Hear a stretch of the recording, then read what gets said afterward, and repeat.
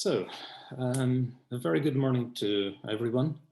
It is my pleasure to give you all a warm welcome to the closing conference of the MyAcademicID project.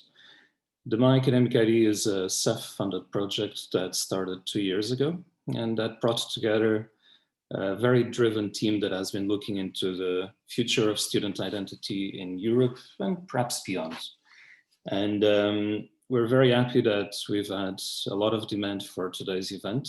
And since today's event is hosted by our friends and by our colleagues at Géant, it's my pleasure to swiftly give the floor to Eric on behalf of Géant for the welcoming address. Eric, ready when you are. Thank you, Joe. Welcome, everyone. It's good to see that so many people are interested in this topic, which I believe is really important and is going to shape student mobility for the future. Let me first introduce quickly Géant. Géant is the organization that connects national research and education networks in Europe to each other and to the rest of the world. We have an extensive network all over the world, and on top of that, we deliver services to the national research and education networks and through them to universities, schools, and research institutes. One of the services we operate is EduGain. EduGain is a trust and identity infrastructure that already supports millions of higher education users globally to access a wide range of services using a single account that you get and that is managed by your home school or university. Géant, at the start, saw in MyAcademicID project an opportunity to start a collaboration between EduGain, our service, the EIDAS service, that is the European government initiated identity service, and the Erasmus Plus community, and the European Student Card Initiative, and to merge all that together and to build an inclusive European electronic identity to enable student mobility with a few clicks. Géant is happy and proud to support this digital transformation of the Erasmus Plus program. The MyAcademicID project ends this December, but it's not the end, but the start, as the outcome of this project will develop into the core production platform for student mobility. And therefore, this project has not been just a project and it will end now and disappear. It is the start of something that is really going to help students be mobile. We thank the European Commission, of course, for their support, and we also offer a big thank you to all our partners in the MyAcademicID project. Thank you all for the good work, and I wish you a very fruitful and informative 2 days on MyAcademicID. Thank you. Thank you so much, Eric. Very good hearing from you. And this is one of our absolute core partners. So thank you also for making this conference possible. I'm going to quickly move from one distinguished speaker to the next one, but now that the welcome words have been uttered, just 2 or 3 updates from my side. As you know from the program, there will be a break a little bit later on, and there will also be a question and answer session that we will be taking using the Q&A on the Zoom itself. Later on, because we have colleagues that are joining with us through streaming, we will open up the Q&A, but that will come towards the end of today's session. And for those of you that are active in social media, there's an hashtag MyAcademicID where you can already start giving feedback on how the discussions are advancing. So these are the basics that you will see unfolding through the rest of the day. But now it's my pleasure to introduce Thomas Carlou from the DG Connect, which is the DG that is responsible both for the self-funding line as well as for this program, so for this project. So Thomas, if you're ready, the floor is yours. Thank you for joining us. Thanks, Joe. Is it possible to share my screen, or? It should be indeed. You're as a presenter, it should be possible to do it. Let us know if you have any issues. Yes, no, it seems to work. Thanks.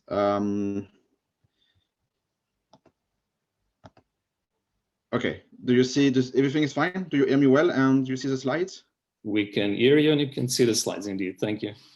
Okay, thanks a lot. I will try not to be too long. Hi, everyone. I'm very happy to be here. Thanks, Joao, for inviting me. As it was said, I work in DG Connect. And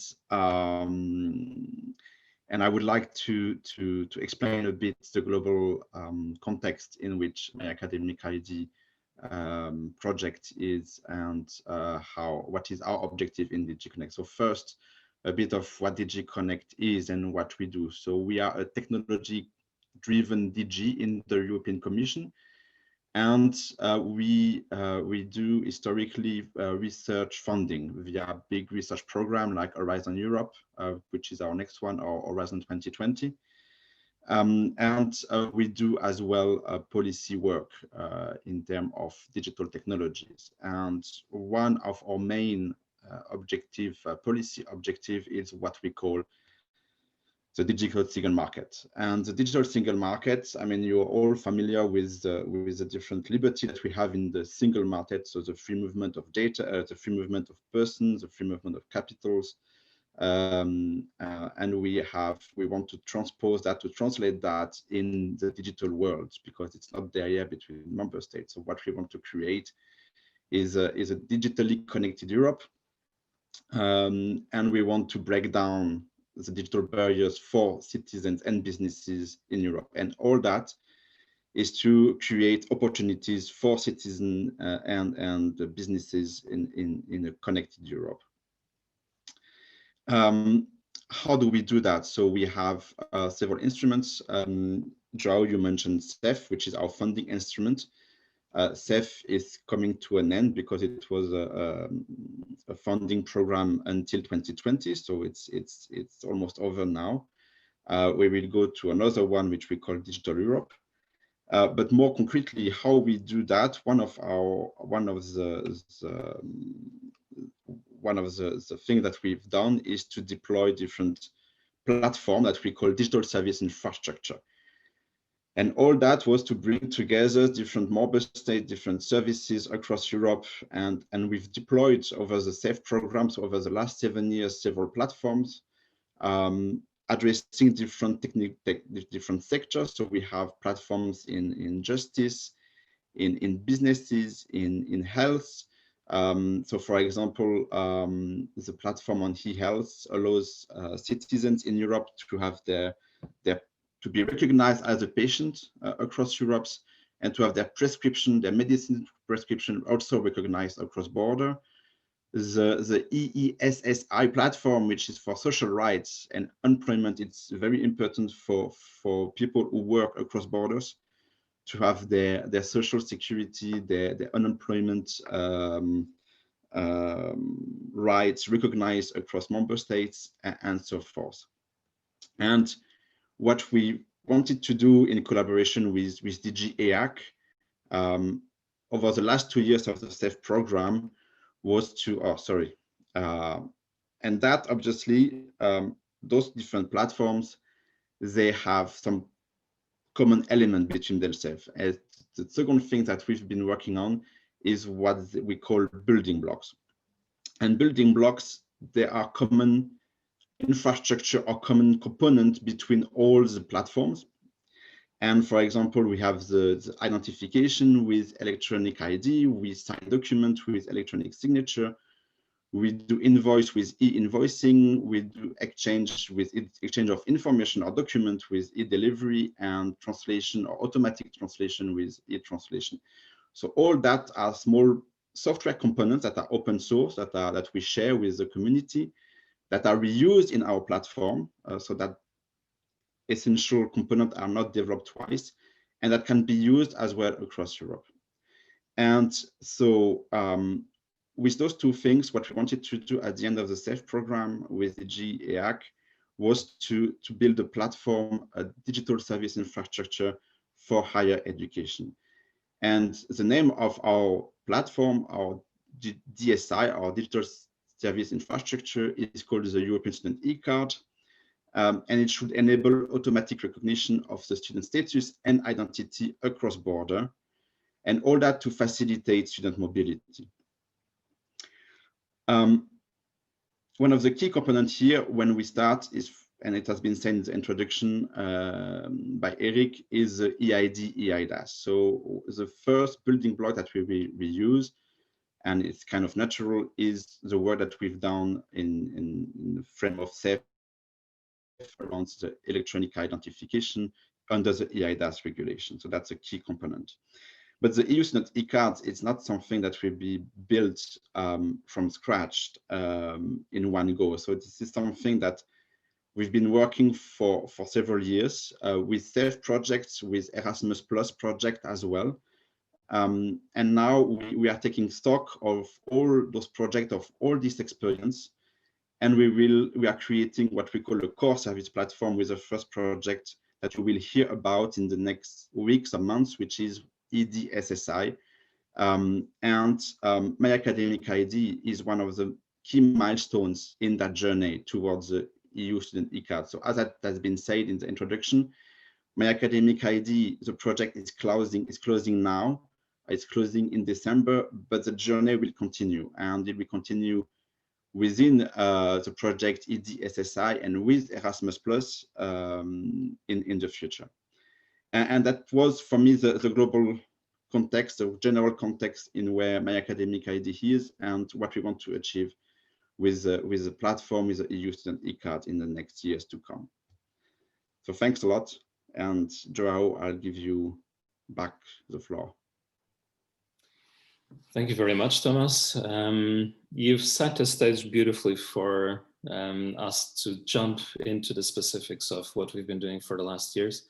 Thank you again for being with us. And thank you also, as Eric pointed out, by the support from DG Connect for us as a community to engage in the process of building this new core service, of which I hope that we can make the DG proud when it comes to the results of the MyAcademicID project. And so without further ado, and already a little bit out of schedule, which is to show how efficient we strive to be in this initiative, I would like to give the floor to my friend and to my colleague Joachim, that will give us the MyAcademicID 101. So some of you might have heard about the project before, but if you haven't, don't worry. I think this will cover the basics of what we are looking to achieve and the work that we've done over the last 2 years. Joachim, take it from here.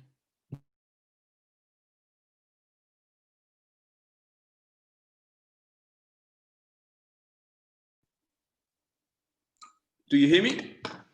Now, yes. No, okay, good. I was looking for the unmute button. All right. Thank you very much, John, for the introduction, and good morning, everyone. Welcome from my side as well to this closing conference.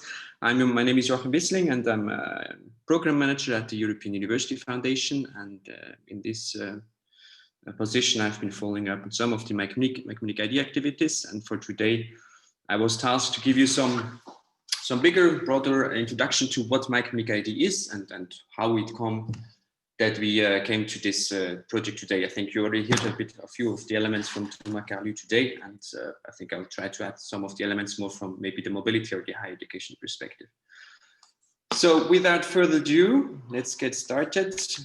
Let me check whether this is working. So, all right, so to get started with a bit of history, to look back at all the projects that have sort of been making up the timeline up to the MyAcademicID project. So we initiated the online learning agreement project back in 2015 under the coordination of the UF. The online learning agreement is a tool that allows students to build their learning agreements, obviously online, therefore removing the need for processing this paper trail physically and having to run after the signatures of the home university and the host university. That for this learning agreement that will guarantee the learning outcomes of their studies abroad once they return home. So this is a key document, a key step in the Erasmus Plus program. And by removing well, the physical or the email exchanges in this regard and making it an entirely online and digitized process, we're trying to speed this up and make this easier both for students and higher education institutions. The second project I want to mention here is the Erasmus Without Paper project. That was also initiated in 2015, and the second edition of that project ended in 2019. The objective of the Erasmus Without Paper project was and is to allow higher education institutions to connect their information systems and exchange data for the purpose of the mobility process between these information systems. So we've identified the key steps, the key use cases for in our case, the Erasmus Plus program, and we outlined standards and we designed APIs that will then allow these information systems to receive and to send data to their partner institutions for the purpose of making mobility possible. Moving ahead, the third project or actually initiative here more, is the Erasmus Plus mobile app that was launched for the 30th anniversary of the Erasmus Plus program back in 2017. The Erasmus Plus mobile app is set to become the single entrance point for students into the Erasmus Plus program. They should be able to, on one side, for example, access their online learning agreement in the future, for example, receive their transcript of records for the learning agreement, or also be able to apply to go abroad via the Erasmus Plus mobile app. So the Erasmus Plus mobile app, and I'm happy to give you as well a sneak peek here, is entirely refreshed and relaunched in January 2021. So stay tuned on how this is going to evolve. Another initiative I want to mention in the context of the MyAcademicID project is the European Student Card project, which was initiated in 2016, led by the French public student service provider, CNUS. And the European Student Card project pioneered, of course, what we know today as the European Student Card, but more specifically in the context of the MyAcademicID project, the European Student Identifier, which you will see later on in the presentations of my colleagues, will play a key role, a cornerstone role in the context of the MyAcademicID infrastructure. So now moving further, and this time I added this one in blue because it is not a project that is from the community, but it's actually an initiative from the European Commission, and it's the European Student Card Initiative, not to be confused with the European Student Card Project, which has been launched in 2017 and which serves as an umbrella to these bottom-up initiatives, which are the Erasmus Without Paper project, for example, or also the European Student Card Project. The European Student Card Initiative core objective is a bit similar to what the EIDAS regulation is for citizens, as you heard from Thomas Carlu earlier on, is for students to allow them to safely identify themselves and register them electronically at host higher education institutions without having to prove their status or their identity, or having to complete on-site paperwork procedures to be able to access a given service. So here the idea is to simplify the procedures in the context of mobility. So that is for the European Student Card Initiative, which is sort of the political framework in which we are operating. And here I'm borrowing a slide from a colleague of the European Commission. You will probably see this slide as well tomorrow from Harpa, our colleague from DG Ag that has been cooperating closely with us, is this roadmap that we have for what we call paperless mobility, whereby the community and the European Commission has agreed on a roadmap to make some key steps in the Erasmus Plus program digital, so that we basically make sure that everyone can follow the movement, can follow this digitalization process, and contribute to simplifying the steps for students and staff. So in 2021, we will have the learning agreements that will go online. In 2022, it will be the interinstitutional agreements that are the basis, the foundation for higher education institutions to actually be able to exchange students. And in 2023, it will be the online nomination and transcript of records that will go entirely online. And you will see that, well, in between the online learning agreement project, in between the Erasmus Without Paper project, the Erasmus Plus mobile app, the European Student Card, and MyAcademicID, they all have a role to play in order to sort of cement this infrastructure and enable this digital roadmap. Now, moving a bit outside of the mobility spectrum, you heard earlier on the welcome address by Eric Hauser, who is the CEO from Géant. and she is operating Edugain, that is operational since 2011. So it's one of actually the first milestones in this sort of recent history timeline that I have here on my slides.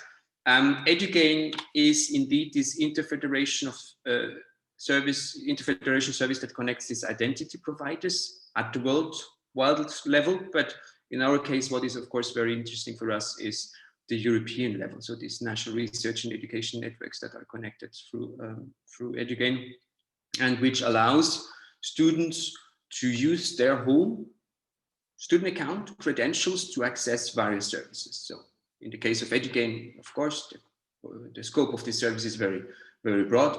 But in the case of MyAcademicID, what we will be looking into is to sharpen that scope to the mobility processes themselves. And you will hear, of course, more about it today and tomorrow. Then the second point that will be added here in this timeline, and again, here this is in blue because it is led by the European Commission, is the eIDAS regulation. And you hear about it from, again, Thomas Carlu.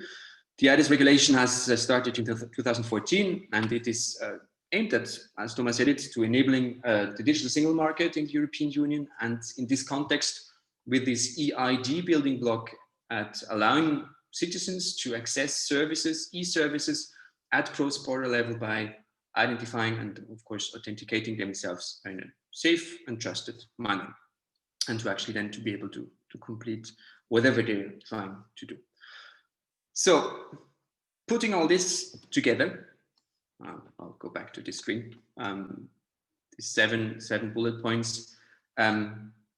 This is what constitutes today MyAcademicID, and we have spent quite a lot of time in 2018 to align the different stakeholders of all these different projects and initiatives, and having discussions, also discussions facilitated by the European Commission in the European Student Card workshops, to see how can we, in between all these different projects, build this missing building block that will allow us to strive for the European Student Card Initiative goals.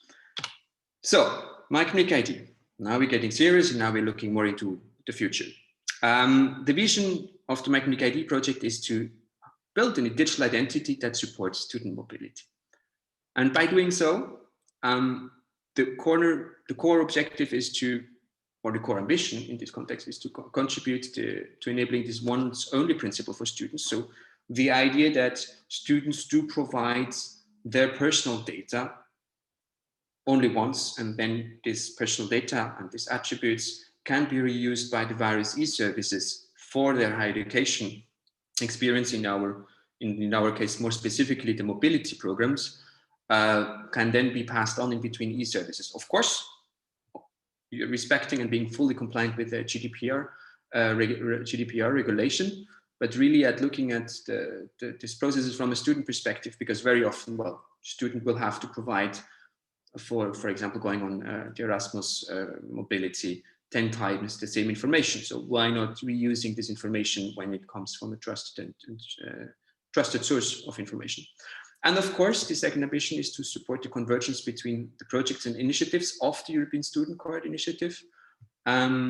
Since they're all bottom-up initiatives, they have been built, as you could see from the timeline, in parallel, and they have therefore sometimes adapted different standards and different ways of doing things. And the MyAcademicID project is a first stepping stone to actually create this interoperability and this convergence between these different projects and initiatives.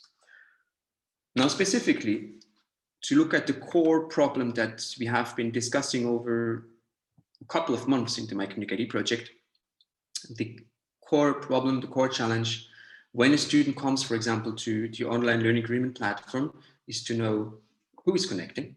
So who is the student that is trying to access the online learning agreement? What is the name, the surname, email address? And what is the home institution of that given student, so that we can automatically fill out this data fields for the student when going on to fill out this online learning agreement, so that this does not need to be checked anymore by the home higher education institution before actually going into checking the detailed tables that the student is proposing between the home and host courses that the student has to match when doing the learning agreement online. Today, when we look at this challenge that I just outlined, today this is very much fragmented. It's a fragmented process and also time-consuming process. So I just put here an example of free online services. In every of these online services, a student will have to create a user account. So you create your profile and you access the platform. Then the platform will have to give you an identity to manage you in the databases of that given platform.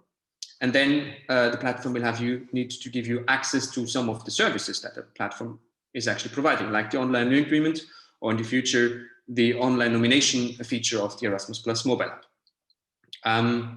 So these processes are fragmented and need to happen separately on each of these services. And the objective with MyAcademicID is that, well, we sort of make this interoperable, we make this way more easy for students, and also, of course, from the side of the higher education institutions themselves, by looking at this once-only principle that I mentioned earlier, whereby the student, for example, in this specific case, uses their home university student account to authenticate on the various services that compose, in our case, the different use cases of the Erasmus Plus mobility program. Then we look into having a common EID for creating interoperability between these different e-services. For example, to have the online learning agreement flowing seamlessly between the online learning agreement platform that UF operates and the online learning agreement platforms that are operated by, for example, higher education institutions themselves. So for that, we need to have an EID that allows this sort of interoperability. Or, for example, for having a student applying through the Erasmus Plus mobile app and automatically then being issued an invitation to make an online learning agreement once this application has been approved. So the use cases are numerous, and the gain of efficiency from the side of students and staff is enormous, because there will be the need for much less control every time a student needs to complete a given step in the mobility process. And then the academic attributes that are provided when a student authenticates on a given service. When you say academic attributes, for us, the most important is what is the home institution of the student that is accessing this service, so that we can automatically forward the student to the respective administrative interface of the higher education institution. So this is the core challenge, and for addressing this, what we did over the past 2 years is, of course, to hold numerous meetings to identify the specific use cases that constitute the journey from a student that is thinking of going abroad towards a student that is coming home and having credits being recognized by the home institution. In this context, we then outlined the blueprint architecture and standards, of which you will hear a bit later by our colleagues from Géant and the Swedish Research Council. Then to develop an identity and access management platform that can then be used to allow students to authenticate on e-services like the online learning agreement. So we implemented this identity and access management platform on e-services, and you will see a demonstration tomorrow on this. Then we outlined guidelines for the community to adopt the results. On one side, this common EID, which you will see is what we call the European Student Identifier. It was pioneered by the European Student Card project, but which was also updated by the MyAcademicID project. So the standard, the format of the European Student Identifier was updated. More news about this later. And to agree as well on the next steps and the recommendations for these next steps. So because the MyAcademicID project is finishing on December 31st this year, this doesn't mean that the results will not live on. And Thomas Carly also mentioned the EU Student e-card core service platform, which is notably the place where these results will continue to live on and to unfold. What we also did is over the last, I would say, 7 months since March, we had quite some events and activities to reach out to the community to communicate results. So we held webinars with over 500 participants from higher education institutions and national research and education networks. We had the midterm conference that was organized in Berlin last year by our colleagues from the Deutsche Studentenwerk and Humboldt University. We organized national workshops in 7 countries that gathered over 500 participants as well. And of course, today we have the closing conference. And as of my latest state of update, I think we should be about 600 participants today with the registrations that we received. So the interest is broad. I think everyone understands the key challenge that we're facing in this process of digitalization. And well, I wish you all the best in hearing more about it today and discussing these results. Of course, we would have preferred to have a physical event, but that's of course not always possible. But before I finish, I would like to thank the MyAcademicID consortium partners with outstanding and committed colleagues that joined the project. And I think throughout these last 2 years, I never saw such an intensive cooperation whereby I don't remember 1 week where there was not an online meeting scheduled between the different technical teams or communication teams to make sure that the project results and objectives are attained. And well, Thomas mentioned that MyAcademicID is a milestone in the context of the core service that is in the process of being built. We also believe that this project is a milestone in the European Student Card Initiative as a whole. So thank you a lot. And well, not everyone in this picture, and not all the colleagues are represented in this picture, but yeah, some of them or a big part of them are there. So thanks a lot to them. And the thanks are also extended to the advisory board members of the project, the Honing Declaration, the European Student Union, and Edugain.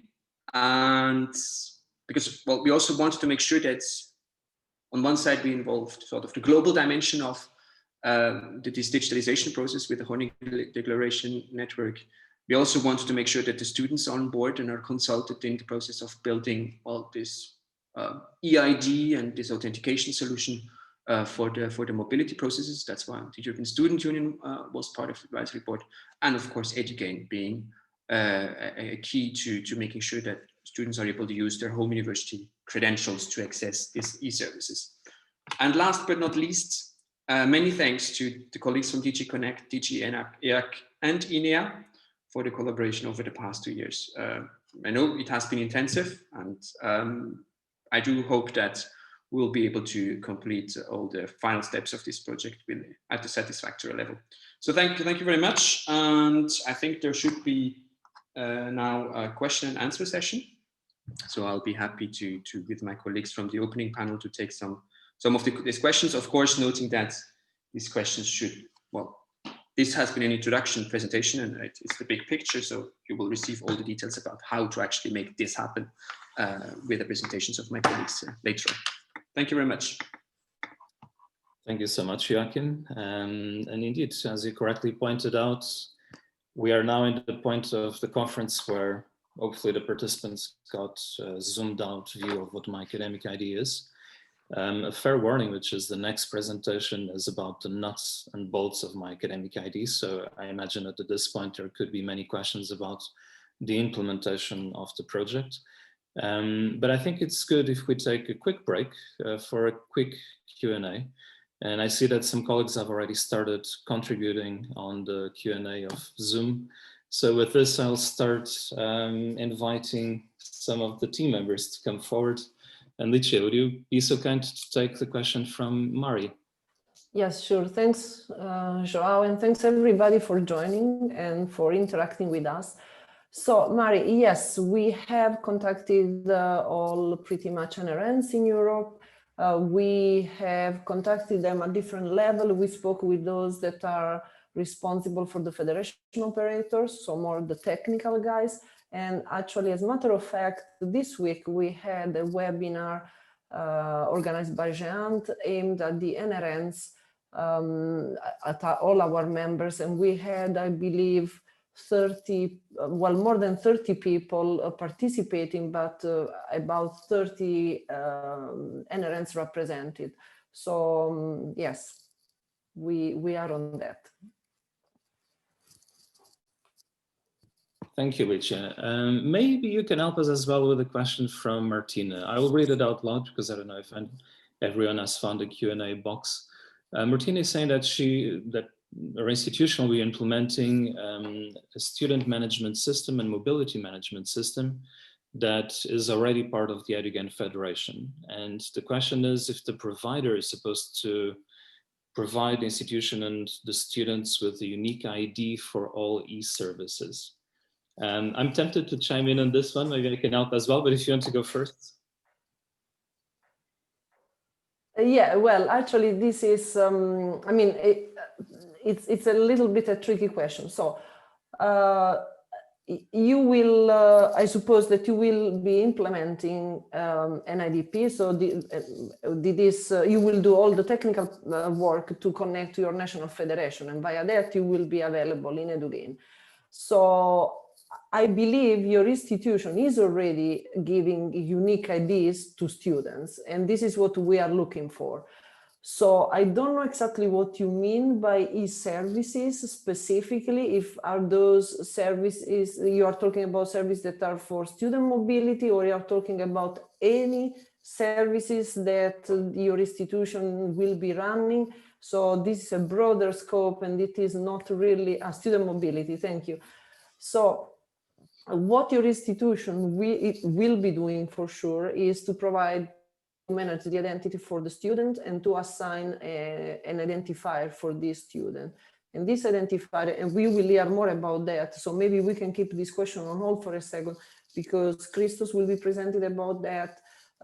You will see more today. So maybe I would like to keep this on hold, because maybe some of your points will be clarified by the further presentation. And if not, I'll take a note to get back to you and double check. Thank you, Licia. I think it's only fair to afford you a little break, so I will jump into the next question myself, perhaps with the help of Joachim, if he wants to join me. So there is a question from Liliana about joining the federation and the fact that in the case of our country, which is Portugal, there is a high fee that is involved in the process. And so the question is whether there is a way to access Edugain that bypasses the federations. Technically, I'm not the expert on this topic, but I can comment on a somewhat more abstract level, and then my colleagues will complement me as they see fit. Liliana, currently, no. I think Eric mentioned in the beginning, GEA is a federation of federations. So, but we are aware that for some higher education institutions in Europe, this might not be a viable pathway. We've raised this issue with the colleagues from the European Commission, trying to come up with a plan B to make sure that no one is left behind if joining the federation is really not possible.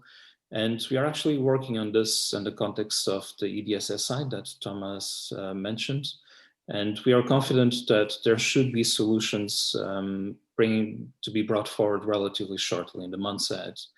I'm not going to comment on the specifics of what the solutions will be. I think, we still need a little bit of time to understand how to move forward on this. And that means that I don't know if this is exactly the perfect fit for your higher education institution. But what the message to you, and I imagine to other colleagues that might have similar concerns, is that we are aware that there could be a bottleneck, and we are committed to make sure that there will not be an issue in terms of leaving out smaller institutions or others that might not have ready access to this kind of infrastructure. However, we do think that the best way forward is to join the federation as much as possible. I'm saying this because I'm not with GEA, I'm with the European University Foundation, so I'm not in a conflicted position, because it's also a question of the maturity of the infrastructure, the capability to scale, et cetera, et cetera. And I've seen that in some countries, there seem to be interesting discussions to lower the barriers of entry, because as in Portugal, these are public digital infrastructure. The Portuguese case, it's the FCT that is involved. And so maybe there is a discussion to be had also nationally about whether the federation can welcome more members than it's currently the case. Obviously, we don't have a mandate to interfere with those matters.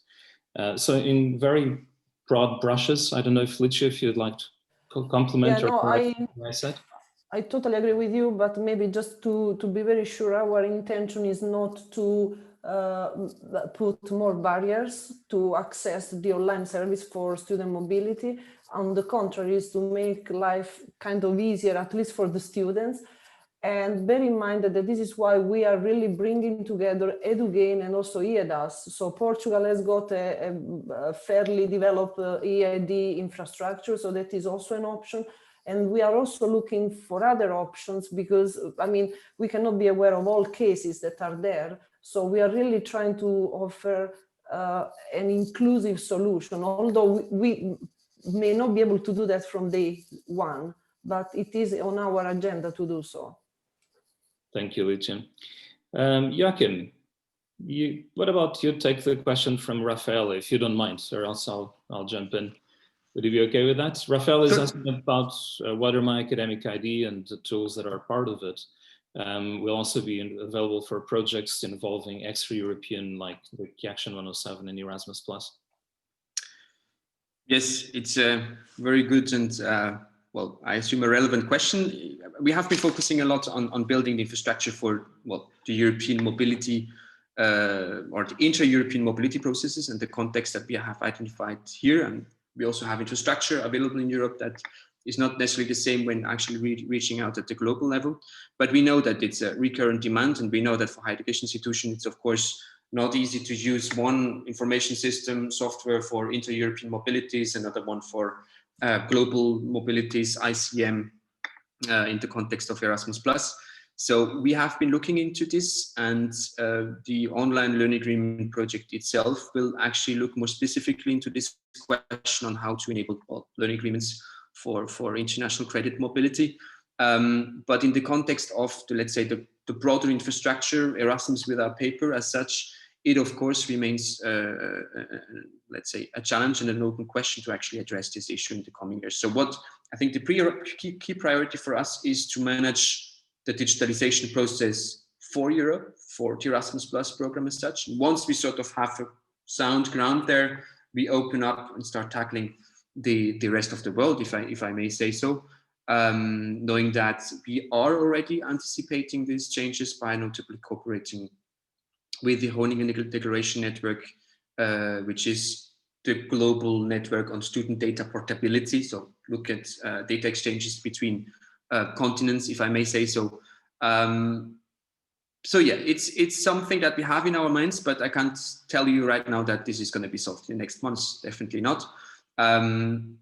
Maybe something worthwhile to add as well is that every time we sort of discuss these issues, also in the context of MyAcademicID, we have been looking at implementing standards, notably with regards to the EID, that could then be replicated, not only, well, within the European context, but also within the global context. So we look at making this future-proof, and we look at making this scalable without yet having the specific technical tools to actually implement. I hope this answers the question to some extent. Thanks a lot, Joachim. I see a question from Luigi that I'm going to jump into myself. I think it's a very interesting question. So Luigi, I'll read it out loud for the other colleagues. So your university uses a third-party provider, and in this case, the login process is already taken care of, insofar that you have your own IDP or an LADP server. And so the question is whether MyAcademicID will be mandatory to use with EWP or if it is only recommended.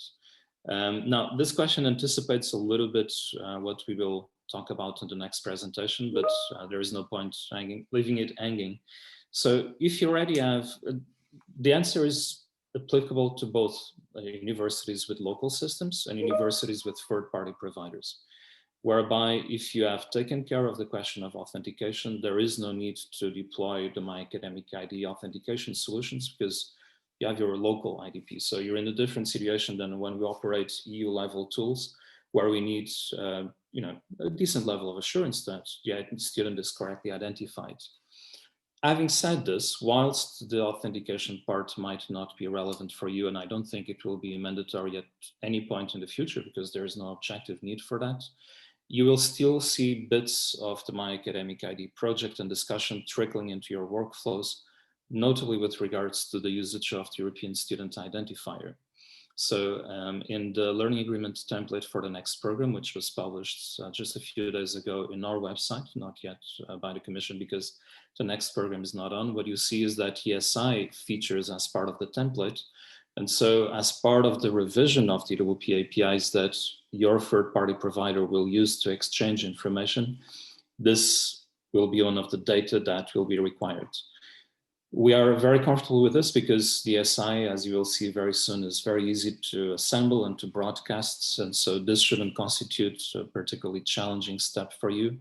This is perhaps the bit of MyAcademicID that will have a direct impact on your work and in your configuration. But I don't think it would be sensible to ask you to go back to the drawing board when you already have a fit for purpose authentication. So there we remain very pragmatic. Joao, sorry, just for interjecting. There was a question from Antonella Tiberi, but I've answered to her privately. I took advantage of the fact that I could speak Italian to her. So, but I can expand the question to make that more general. She was asking, my university is already participating in the National Federation. Does it mean that we are already in EduGain? Most likely, yes, you are already in EduGain if you are connected to your national federation. There could be exceptions. Maybe in some countries, the university has to opt in to be in EduGain, so it's not a default. But in most cases, it happens. It happens. So if you have questions about that, just contact your federation operator if you are part of the federation, and they will be able to easily provide you with information. In the next slides, there are also links. I'll put a link here so people can also go online and check if their federation is already in EduGain, if that may help. Thank you very much, Licia and Antonella, of course. And I think this leaves us with a question from Matthias, and this is the perfect segue into the next part of the presentation. So the question from Matthias is whether in the next presentation there will be more information about the technical identifier and the attributes, and that's easy yes. So thank you for anticipating the next step, Matthias. I think up to now we covered all of the questions in the Q&A. And that being the case, I think it's only fair to afford everyone a quicker than expected break. What we will do is that since we are ahead of schedule, I would ask you to join us again, not at 11:30, but at 11:20, so that we can then carry on with the presentation from Christos and Liv, which I think many of you will find very interesting and very useful. So this is about it from my side. Let's take a 45-minute break. And thank you to all the speakers and to all the colleagues that have put forward their questions. We will resume very shortly indeed. Licia, anything from your side?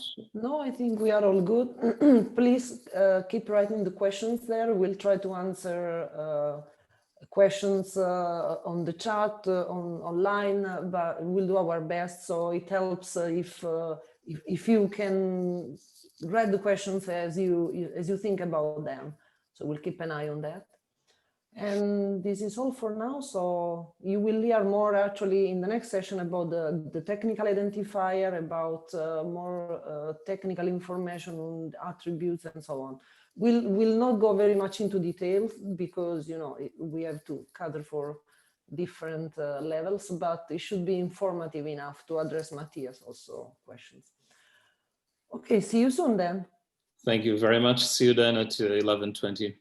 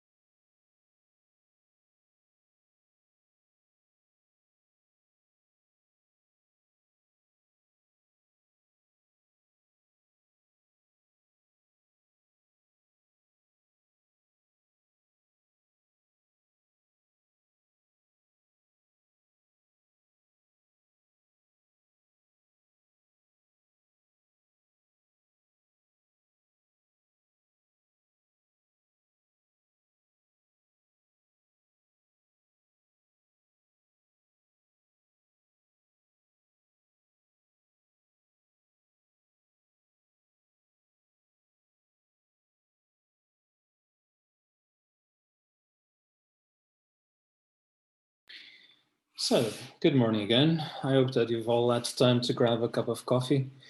I'm very happy to introduce you to the two next colleagues, the two next speakers. They are, I think we can say it without a great deal of hesitation, two of the chief architects of MyAcademicID. But when we are at the end of the project and when we look back at the deliverables fully formed, it's also easy to forget that this landscape looked very different when we started the project. So I think Christus and Leif will forgive me for saying that MyAcademicID took more than just architectural skills. There was a good measure of landscaping, interior decoration, and of course a lot of engineering that went into making this possible. So without further ado, Christus from GEA and Leif from the Swedish Research Council, and the floor is yours, and thank you for joining us.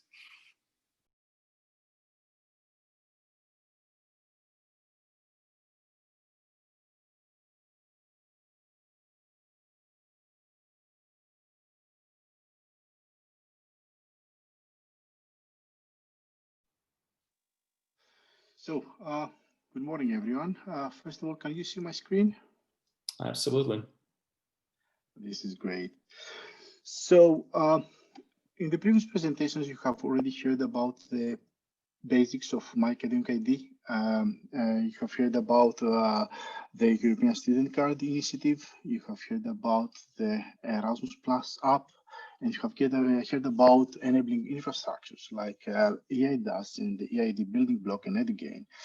So in this presentation, we would like to pick things up from the initial standpoint. I'm trying to walk you through the basic use case that we use in order to try to see, to understand the problem area. And then we're going to describe what we have done and more importantly, what you need to be doing in order to be able to enable your students to participate in the digital process of student mobility.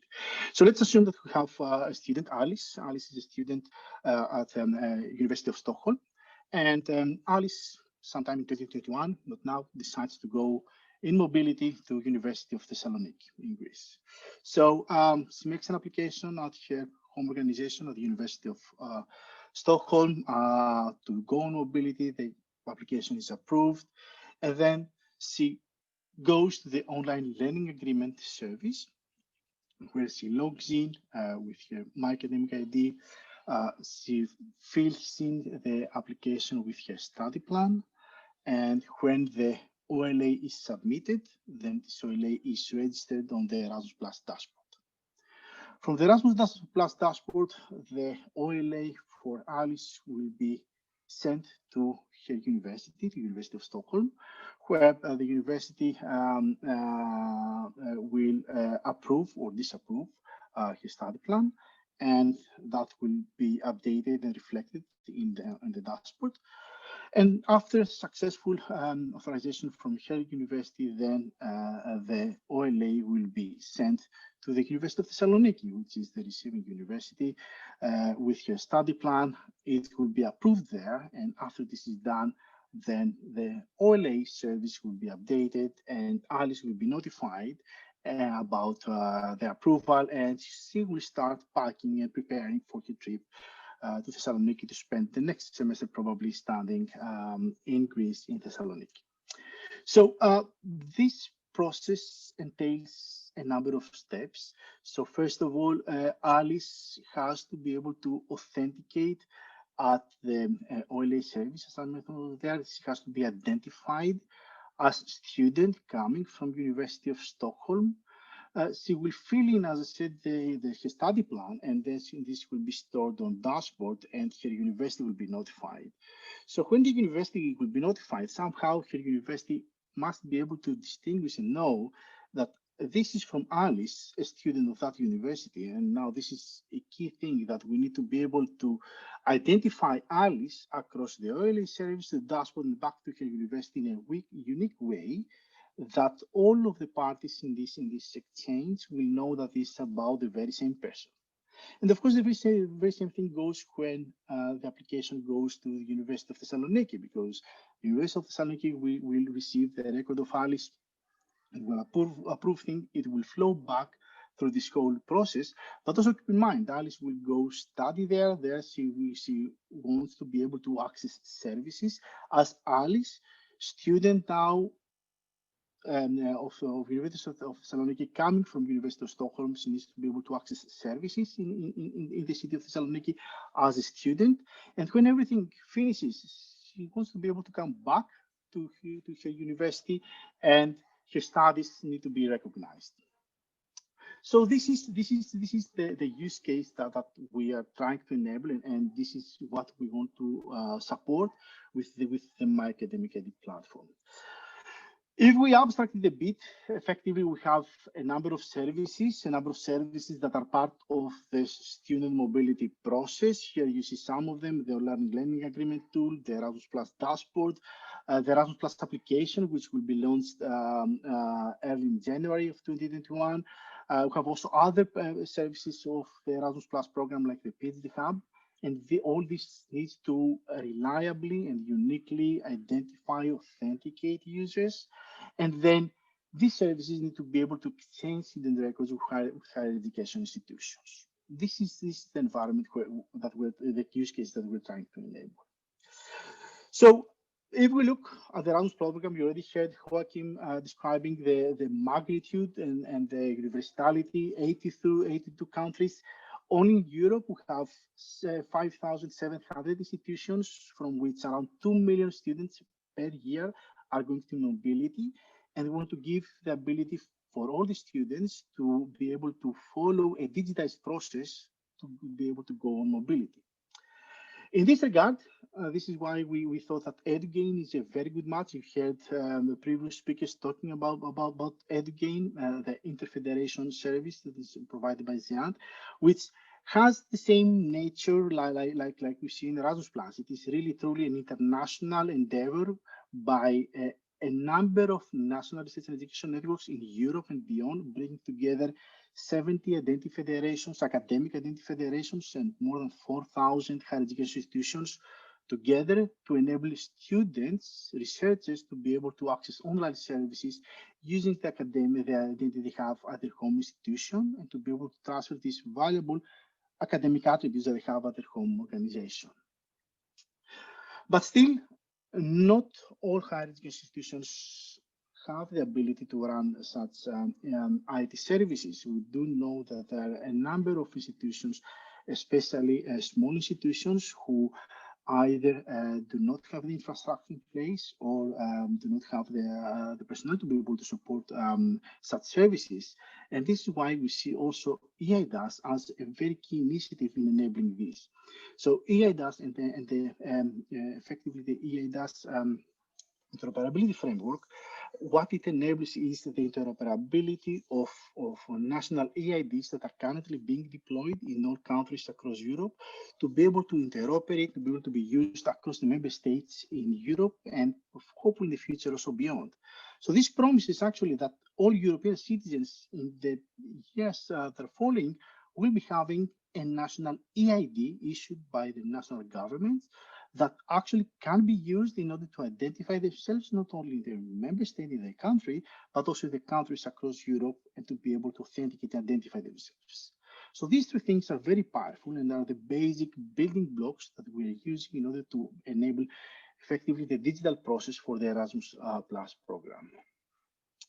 So one of the very first things that we did in the context of MyAcademicID, and I think it was very appropriate for Joao to highlight, is that the technical work was just a bit of a discussion. Most of the very first part of the project was actually spent in trying to understand what we have in our hands, to be able to speak the same language, understand the complementarities, the differences, and how everything can come together. But after several workshops, it was very clear to us that the potential was very high, and actually the key building blocks, the European Student Card, EduGain, EIDAS, could complement each other in order for us to be able to deliver the capabilities that we wanted. And indeed, if you have a look at the European Student Card, effectively what it gives us the ability for students to be able to identify themselves with being physical present to services like libraries, like restaurants, the canteens that offer meals to students, to identify themselves by presenting a card, a European student card that can be recognized across all the services. So this is about the identification of the student with physical presence where the services are being delivered. With EduGain and the national federations, we take it one step further. Effectively, now the student with their local account at their home university can access thousands of services, online services that are available to them, and to be able to authenticate, identify themselves, and transport academic attributes, that like the fact that they are coming from that particular university and that they are a student at that university, and to be able to get and access these services and resources based on this aspect. And then with EIDAS, effectively, we are increasing the level of assurance. We are increasing also the level of inclusivity. All European citizens will be having a national EID, as I mentioned before, will be able to strongly identify themselves to services, and they will be able to access the services in combination with the academic attributes coming from EduGain, and in combination with the student cards they have to physically identify themselves. They can start consuming, using services as part of the mobility process. So bringing EIDAS identities for national persons, and it seems my slides are jumping ahead a bit, and EduGain, which brings together the student attribute, we can actually create an experience for European students that they can be part of a digital mobility process, strongly identify themselves, and transport their academic attributes through the national federations and EduGain. So how this looks like, this is the same diagram that I showed before, but with a few more elements added to it. These are the elements that we have added, and you will see three main things here. You see attributes: name, organization, affiliation, email, and the university identifier. These are the academic attributes that are being used, consumed by the higher education institutions, by the services that are part of the student mobility process. And then you see also the MyAcademicID Identity and Access Management platform that enables the access to the services. And the third element, which is the EIDAS to EduGain bridge, that enables the use of the national EIDs in this process. I will spend a few more minutes now to go a bit deeper in this aspect. So let's talk a bit about the ESI. The ESI was one of the first topics that we tried to tackle and understand in the context of MyAcademicID. The European Student Identifier is a key element, a key component in MyAcademicID, because it is exactly what enables the unique, persistent identification of the students across the various services and throughout the student mobility process. The European Student Identifier has a few characteristics. It needs to be a globally unique identifier, meaning that students should be uniquely identified across organizational and national boundaries. It needs to be persistent, which means that it needs to follow the student during her or his time of studies. And it needs to be a non-targeted identifier, an identifier that should be the same across all the key enabling services that will be involved in empowering the student mobility process. Furthermore, it has to be an identifier that is protocol neutral. Throughout this process, with the technology that is being used, there are many different protocols that are used for authentication. And Christos, sorry for interrupting you, but we don't see the slide. Okay, now we do again, but there was just black screen before. Okay, so is it okay now? Now it is okay, yes. Okay, I think there's some problem in syncing. So perhaps, let me see if I can turn off my video, because perhaps this creates problems. But anyway, I will continue. And furthermore, apart from being protocol neutral, it needs to be also data transport neutral, regardless of which data transport mechanism, whether it is the exchange of student records or the authentication process itself. The identifier has to remain the same, so they can identify the student throughout these steps. And last but not least, this has to be done in a way that preserves, honors the privacy of the students, and that this is not revealed to services that do not really absolutely require this in order to enable the student mobility process. So what is the European Student Identifier? It consists of three parts. I will start from the rightmost part. This is the local identifier at the higher education institution. This is something that you already have at your student management service. This is how you identify your student locally at your institution. And what we try to do with the European Student Identifier is to turn this into a globally unique identifier. So we add on top of the local identifier that we have at your management system, we add the domain name of your higher education institution to make it unique across all the institutions that are part of the mobility process. And on top of that, we add another namespace that is coming from the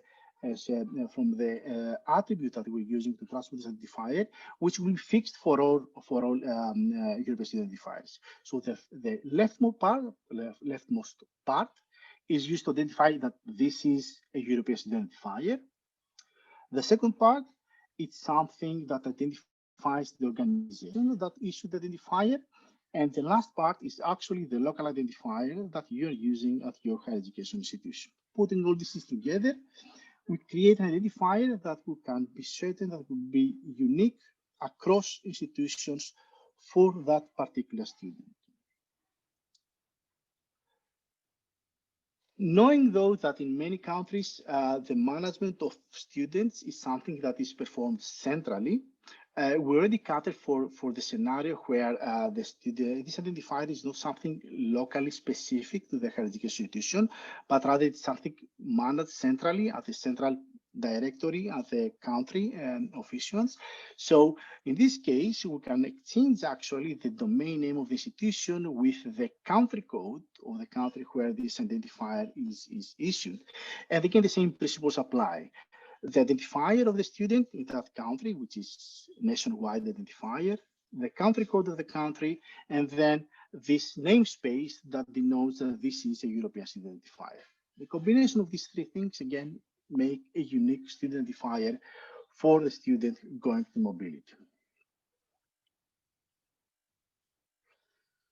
So, this was the part about the European Student Identifier. The next element that we introduced was the connection capability to be able to enable the access, the ability for the services that are part of the student mobility process to be able to authenticate and identify themselves by authenticating the students at their higher education institutions and transporting the academic attributes.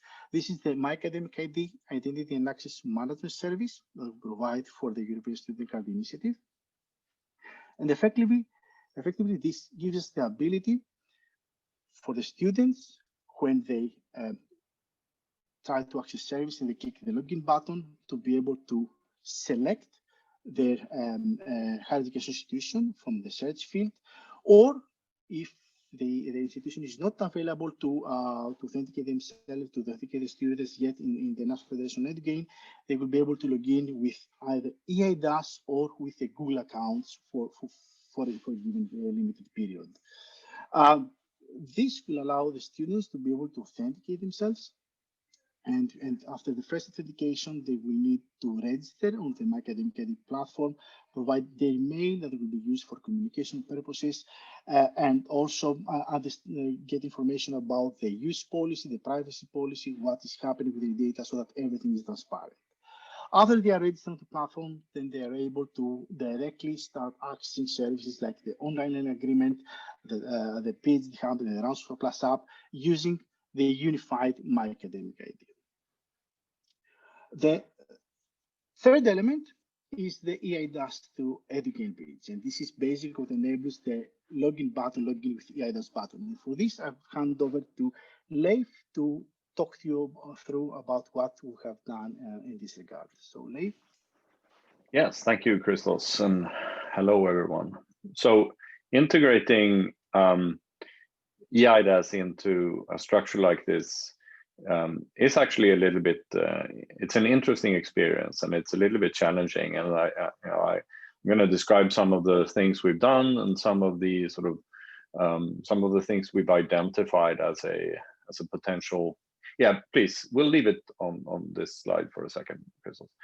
Some of the things we've identified as sort of possible challenges for the future, and sort of how to proceed from what we've identified. So eIDAS is, if you squint a little bit and look at eIDAS from a distance, it actually looks quite a lot like Edugain. It's a federation, what we typically call identity federation.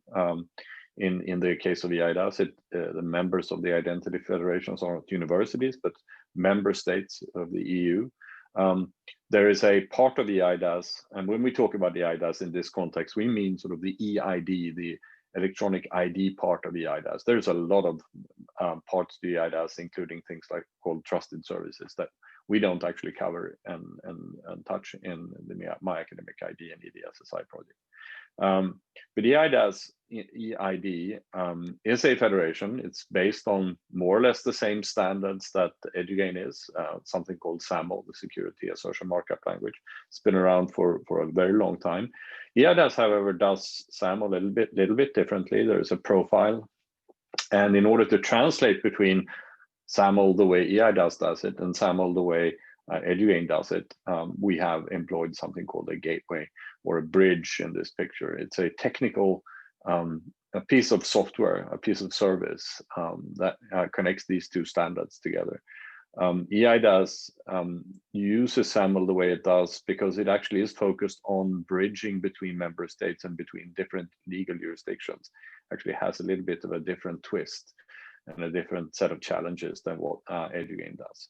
So next slide. Now there are a couple of things that that sort of are built into the assumption of how eIDAS works, and that is that you are connecting into eIDAS as a service via a country. So everything in eIDAS is connected via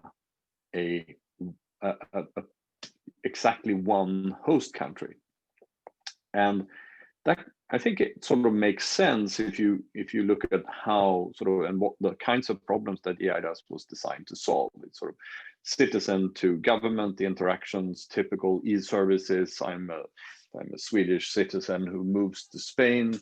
I still need to interact with some Spanish services using my Swedish eID. Makes perfect sense for me to access a Spanish service. But in this case, MyAcademicID, we're looking at connecting a multilateral, multinational service, the MyAcademicID proxy. And a multinational service doesn't actually have a natural home country. In the case of MyAcademicID, in order to actually make progress here, we decided we're just going to pick one, and we picked Sweden for the simple reason that SUNET is, I believe, the only country where the National Research and Education Network also is involved in operating the national eIDAS node. Now, we are not responsible for the eIDAS node. We're only contracted to help out with technology and development, but it still gave us sort of an bit of inside access to the world of eIDAS. So we were able to quickly navigate how to get a service connected into eIDAS via SUNET. Via Sweden. Now, what that means is that a student that is, say, participating in an Erasmus exchange, going from Seville to Bologna, actually has to interact with a Swedish service component along the way. Now, this wouldn't normally sort of be something the user would have to care about, but because of how the assumptions that built into almost all national deployments of eIDAS, there is an assumption that the service has something to do with Sweden and Swedish services, which in this case it really doesn't.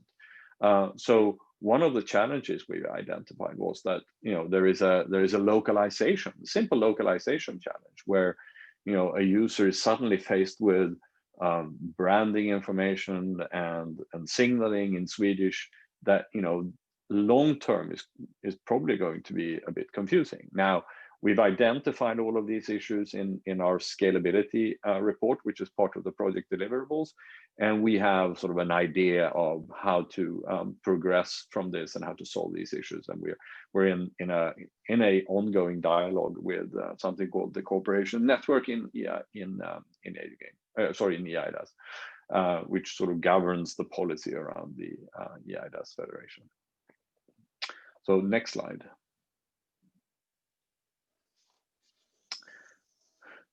So the node we're connecting to, the EIDAS bridge that Christos showed in his last slide, is part of the Swedish EIDAS infrastructure. It's operated by the Agency for Digital Administration, which is a government agency.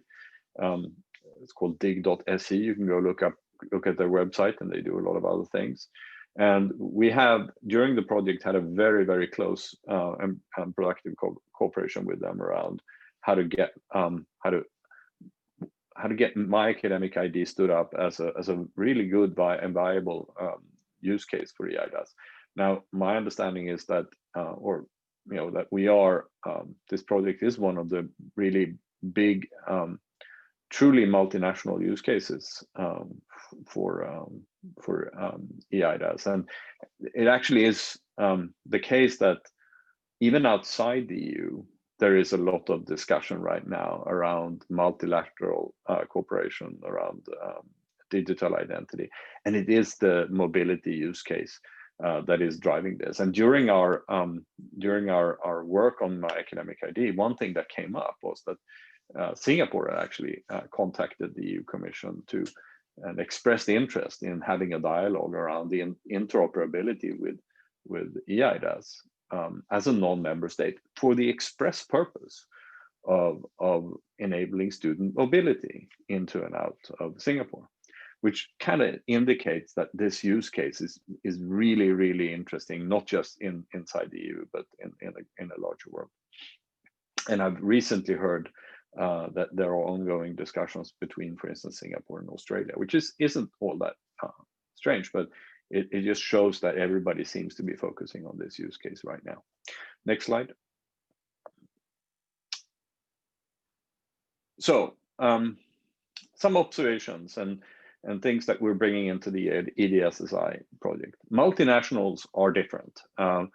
If you represent an organization or a collaboration, or slides went away, I think, Christos. If you represent some multilateral collaboration or organization, it could be MyAcademicID, it could be Erasmus, it could be things like IATA or why not EOSC. You don't have a natural home country. And so we need to figure out ways to make the connectivity of such collaborations into EIDAS better for the user. Right now, the commission services are the only exception to the rule that services are connected through a country. So which just shows that this has been identified as an issue before. We've just sort of shown that our project here has shown that the commission services aren't the only ones that have this particular need. But this is, again, something we'll come back to, and we have some good ideas for how to deal with this in the future. And I think that back to you, Christos. Thank you very much, Leif. Can you still hear me? I do have some problems with my Zoom connection. Yeah, you come across loud and clear. Okay, perfect. So I would like to walk you through a bit in what we have been doing all this time and how this infrastructure has come together. So I will go back to a year from now. It was November of 2019, when we held the MyAcademicID midterm conference, where we presented effectively this plan as an architecture that we wanted to implement. Since then, basically in February in 2020, we had the opportunity to present this architecture along with the pre-production version of the service to the European Commission in Luxembourg, and to discuss about the various aspects and the user experience in using these services. And in May of 2020, we went and we discussed the EIDAS Cooperation Network about how exactly what Leif was describing, how we were planning to use the connection to EIDAS to enable the use of EIDs in the context of student mobility. At the same time, we started the consultation with the operators of the national academic federations, also to answer a question that was asked previously, both in the context of the architecture, how we saw this, how we saw the national federations enabling the student mobility process, but also in regards to, in particular, to the European Student Identifier and our thoughts of this new identifier that we wanted to introduce in order to enable the student mobility process. So in September 2020, after a lot of elaborations and discussions, the specification of the student identifier was published, which then in October 2020, we're able to launch the, actually not in the context of MyAcademicID, but the launch of the OLA version 3 service, with academic logins enabled, and this was launched in an online event that was more than 2,000 participants were able to see how students could be able to access the online learning agreement service using their academic credentials. In October also, there were a number of national workshops held where higher education institutions and national agencies across Europe were able to listen about what was happening with the access to the online learning agreement service and how they could enable the students throughout this process. In November, we enabled the EIDAS logins through MyAcademicID. Actually, this is not really correct. I should say that we make it more prominent by having a specific button that the users could use in order to click on Authenticate with a national EID. And this brings us to December, where basically we have the second service, the Erasmus Plus app, entering the Q&A phase, and which will be launched very soon, as Joachim said. And we have the final MyAcademicID conference, where now here we're presenting you exactly what we have achieved. Before going forward, though, because I would like to say a few words about the future, let's see where we are right now. So the service was launched in mid-October, the OLA service. In production, students started using the MyAcademicID platform to use and access the online learning agreement service. So throughout half of October and in November, 3,680 students registered and created an OLA on the service through the MyAcademicID platform. These students came from 554 higher education institutions from 38 countries across the globe. And here you see actually that we have students coming from institutions from a large number of countries in Europe primarily. In this diagram, you see the higher education institutions, the identity providers per country. This is not the number of students, it is the number of institutions per country from which students have been authenticating and using the platform in order for the students to access the services. I would like perhaps to pay attention also to this last part, because this also, I think, truly denotes the international character and aspect of the program, as we have institutions from Brazil, from Canada, from China, from Ecuador, from the US, from India, and from Singapore, also having the students using the MyAcademicID platform in order to be able to submit the student plans through the online learning agreement service. In addition, if I want to have a deeper look at the internals and the logs that we're aggregating, we see that out of these 554 higher education institutions that students can use to authenticate themselves on the platform, The majority of them, 434, provide also the rich attribute set that we require, like the affiliation of the student within that organization. And we already see that 350 higher education institutions already support European Identifier, which is a really large number if you consider that effectively the specification was finalized in September and the service was launched in October. Looking at the authentications the students have been doing, because on the platform we already also support, as I said, authentication via Google and EIDAS, we see that out of the 3,688 students, 137 users were authenticating through Google, meaning these students, they did not have an account at the institution that they could use to authenticate through MyAcademicID. And also, we had one user using EIDAS. Now, this might seem very low, but to us, this is actually very encouraging because already within 1 month, we had one a student using his or her national ID to be able to authenticate. And we expect that in the months and years to come, that this number will be growing a lot as the EIDs become more pervasive and more European citizens have access to a national EID. We will be seeing more and more students using their national ID as their preferred authentication scheme to be able to identify themselves to services. Going a bit to the future, you heard Joachim saying that in January 2021, Erasmus Plus app is launched. Now we go beyond MyAcademicID. So we expect that with the launch of the Erasmus Plus app, a surge of new users using the platform that will be coming. And in March 2021, we will have the new LA template coming into effect. And with that, we expect that a number of attributes will become mandatory in order to access Erasmus service. And effectively, the higher education institutions from which students will be following the digitized process.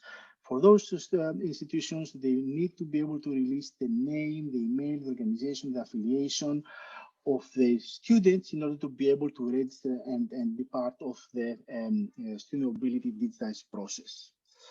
And by August 2021, we would like to have all higher education institutions that are part of the digitized student mobility process supporting the European Student Identifier and to be able to release it in order to enable the student mobility process. So what are the next steps for the higher education institutions? First of all, let's see, my Zoom is kind okay. We need to make sure that you configure proper attribute release. We have information on what you need to be doing. This will be a collaboration between the student management service that you have on campus with the people supporting your IT and operating your identity provider to make sure that the necessary attributes for the students are being released. In addition, and by August 2021, you need to enable the support for the European Student Identifier. As I said a few slides before I go, this is comprised by the local identifier plus a few other elements that we add in order to make it globally unique. And you can find information in this link about the identifier and what you need to be doing in collaboration with the operators of your identity provider. And for those institutions that do not yet support federated authentication, please do contact your academic federation. They will be very happy to help you. You can find information in this link about the contacts for all the academic federations in Europe, but also across the globe. So please do contact them if you are not already supporting federated access and discuss with them what will be the next steps for your higher education institution in order to enable your students to be part of the digital student mobility process. And with this, I came to the end of the slides. So thank you very much. And I'm happy to take any questions. I believe we have a Q&A session right now, right? Thank you very much, Christos. Lucia, would you take the Q&A or would you like me to? We can do that together because there are a number of questions. Actually, that's why we have not answered them in the chat. So we thought we could have some discussion on that. Christos, by the way, your video, we don't see your face. I don't know if you realize that, but just say it would be nice for people so they can see you. Anyway, the first question that is here, is it possible to add other services, and with other means other than Erasmus platform services, that will be connected with MyAcademicID, that my higher education institution students could use, and in addition, get access to Erasmus services, also if applicable. And an example is given if we have a group of higher education institutions that would like to develop services between each other, could we use MyAcademicID for authentication? Can I step into this one? Of course. And I think the answer is sort of both yes and no. There is a technical answer, which is sort of, yeah, absolutely, you could do that. It's not even very difficult. The big problem, though, is there are legal constraints here. One of the things we write about in our scalability deliverable is that you have to think very carefully about under what legal reason you process personal information through the MyAcademicID gateway. And the way our legal team has parsed this problem right now is that they've said that, well, this is something that is the Erasmus Plus program and the associated services. They are covered by a legal mandate from the Commission, and that means that we have the ability to process sort of the PII that we're processing. So that's how we sort of that's how we can justify the processing of personal information here. But it doesn't mean that you can just sort of hook any service into this and sort of still be covered legally. So you have to think very carefully about the kinds of services that you would connect into this. And I suspect you have to carry out a very careful legal review.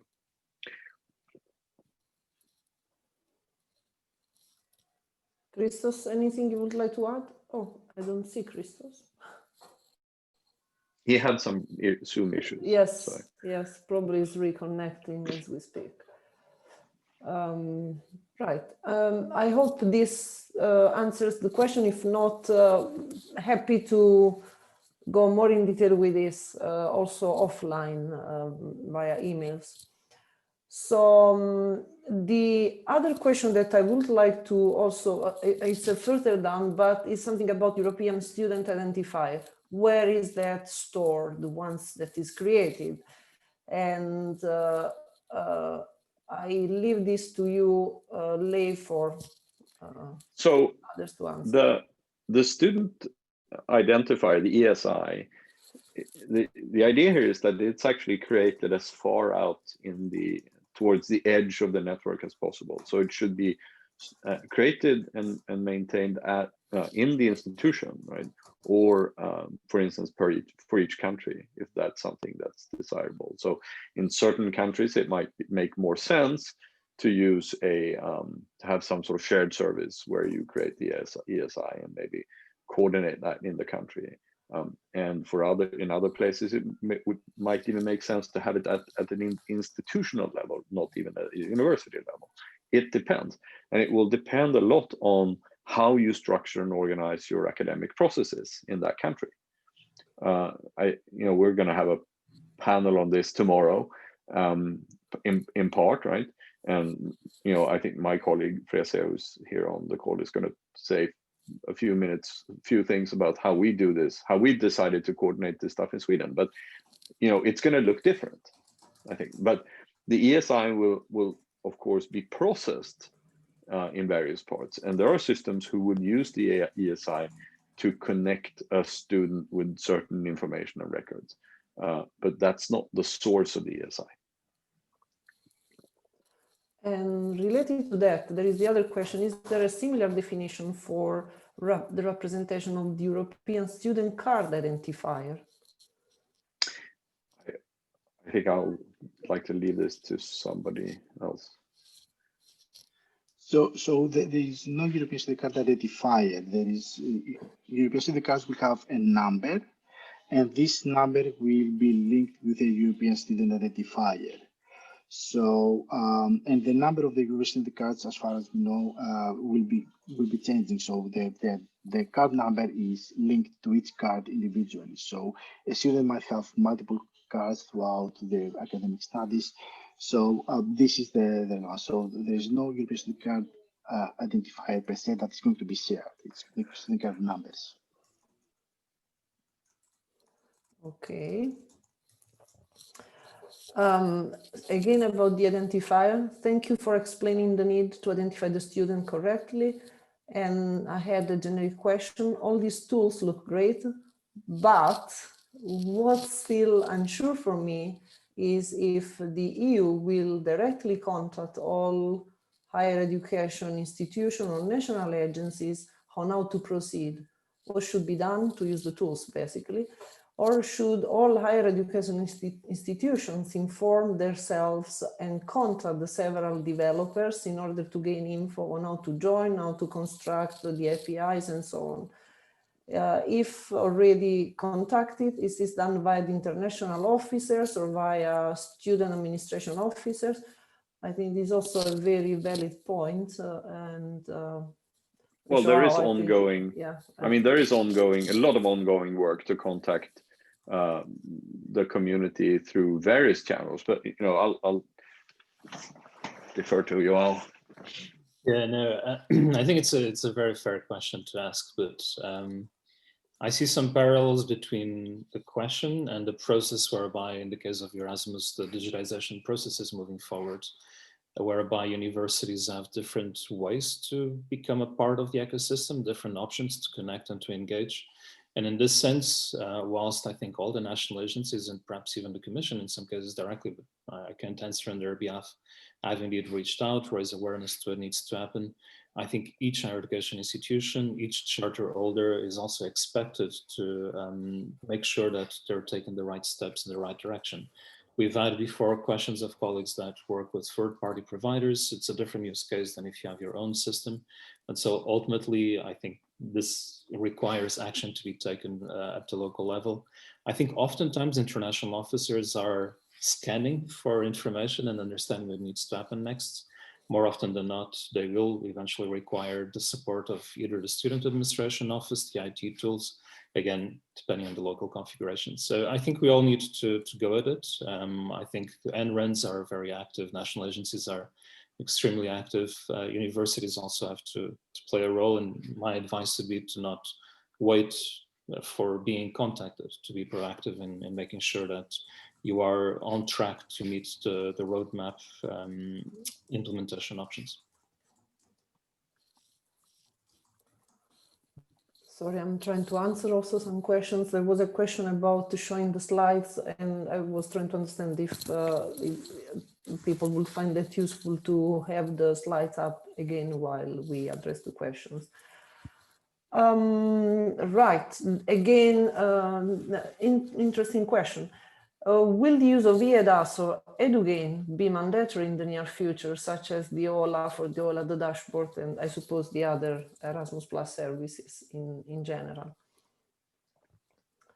I suspect I might take that one. Yes.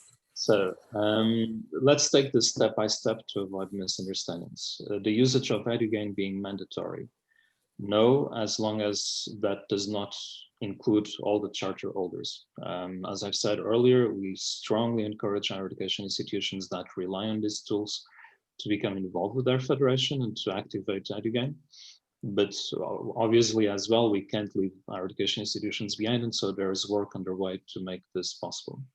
Whether the ESI will be mandatory, that is largely determined either by, as I've said as well, official templates, and we see that becoming the case. Obviously, there will be a transition period. And I see as well, if I might mix this question with another one that I think was shared by Fernando. So from the side of the specific tools, we do have technical requirements to make sure that things work well. And so as far as tools like the LA and the app, yes, we will need to enforce the usage of ESI. So when this happens, when your university engages through EduGain, I think I defer to Chris's explanation of what the plan is to, in a step-by-step manner, make sure that these attributes are adequately released. If you're not using EduGain, of course, that does create a bit of a short circuit in the system, and this brings us back to discussions about having another means to publish and to have the SIs, which is what we usually call the IDP of last resort. But that's a little bit outside of the scope of this project deliverable. So as I said, there is work underway, and so expect this to be something that will be back at you with more conclusions when we have them, or maybe the Commission will be in position to announce something. I think for me, what is really key is what Christos mentioned at the end of his presentation, which is within EduGain in the community, there is a roadmap to make sure that attributes will be released. We've been working very hard to make sure that roadmap meets the needs and the requirements of the Erasmus program and this digitization process. And so as long as our interlocutors are part of that community, that's what you should plan for in terms of next steps. I hope this helps, but maybe some of the colleagues can clarify further. Okay. Could Erasmus national agencies get information about higher education institutions using MyAcademicID for online learning agreement? And I don't know, there is a number which I suppose is the Spain number. Fernando asks that. Joao, maybe you or Joaquin? Currently, no, we don't have a tool for that. If it's something that national agencies deem to be very important, then let's discuss how we can make it happen and what priority to give to it. But currently, there is no endpoint for national agencies to plug into the MyAcademicID proxy and consume statistics. Maybe it's an idea for the future. So thanks, Fernando, for the question. Not a bad idea, actually. Yeah, we'll take that. Then for Leif and Christos, you mentioned that you have been in contact with EIDAS Cooperation Network in order to clarify the possible use of EIDAS-based identities outside of Sweden via MyAcademicID Gateway. Has there been any official statement from the EIDAS Cooperation Network with respect to this topic? No, there hasn't.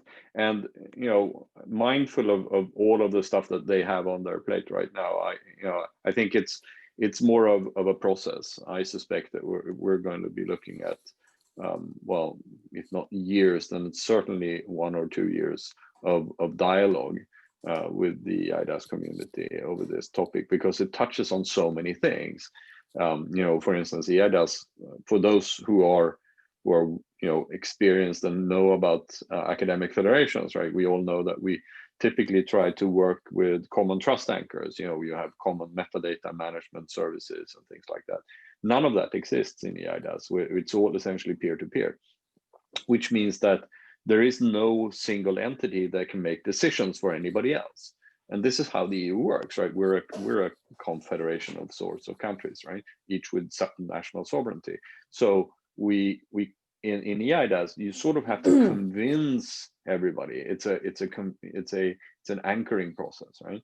That doing a certain thing is a good idea, because none of this is, of course, written down in EIDAS regulation. It probably never will be. So it's a continuously evolving process of the EIDAS community understanding what it means to operate a large-scale identity federation, and we're along for the ride as sort of early adopters of this.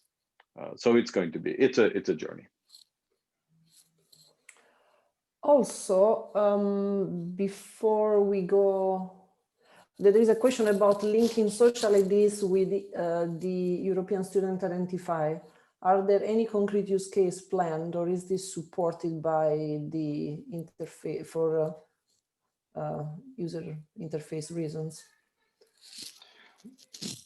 Yes, I can take this. Identity linking is part of the platform, is already available today, but this is one of the things that we will be working on and improving in the context of EDSSI in order to be able to enable more use cases. But identity linking is one of the key capabilities of the platform.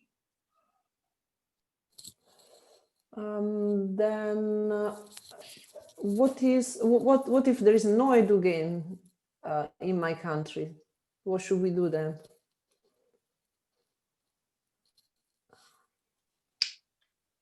Which So country is that? Which country is that? Yes, indeed. Inga, what is your country?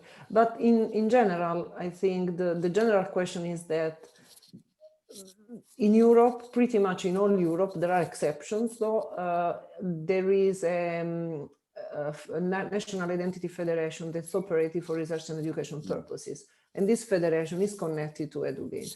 So your question, Inga, makes me believe that in your country, you come from a country where there is no National Identity Federation.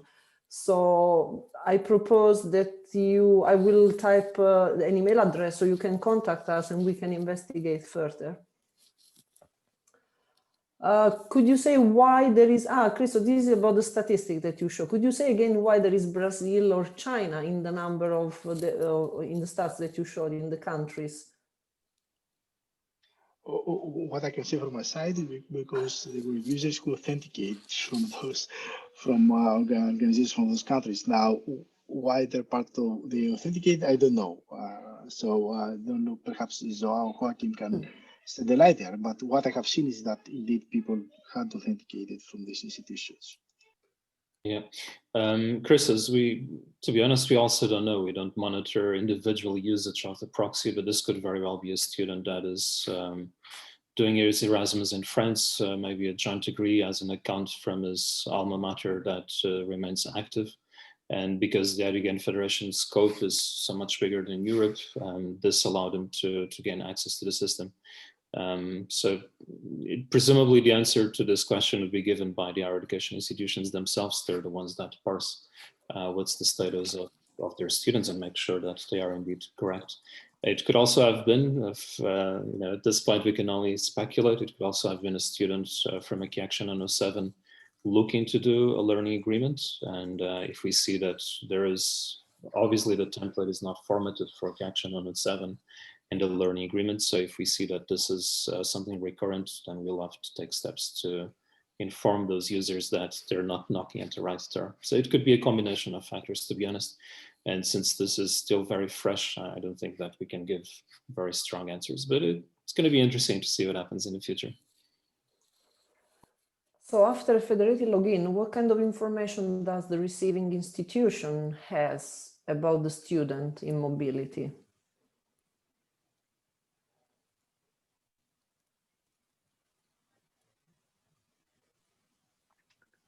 So what I can, so as part of the federated login process, in March, the required information that all higher education institutions will need to provide and make available to the receiving institutions will be first name, last name, email address, affiliation and organization from where the student is coming from. This is part of the federated authentication process. Now, for sure, the OLA service gathers more information that makes available to the service, but for this, I will ask our Joaquin to comment.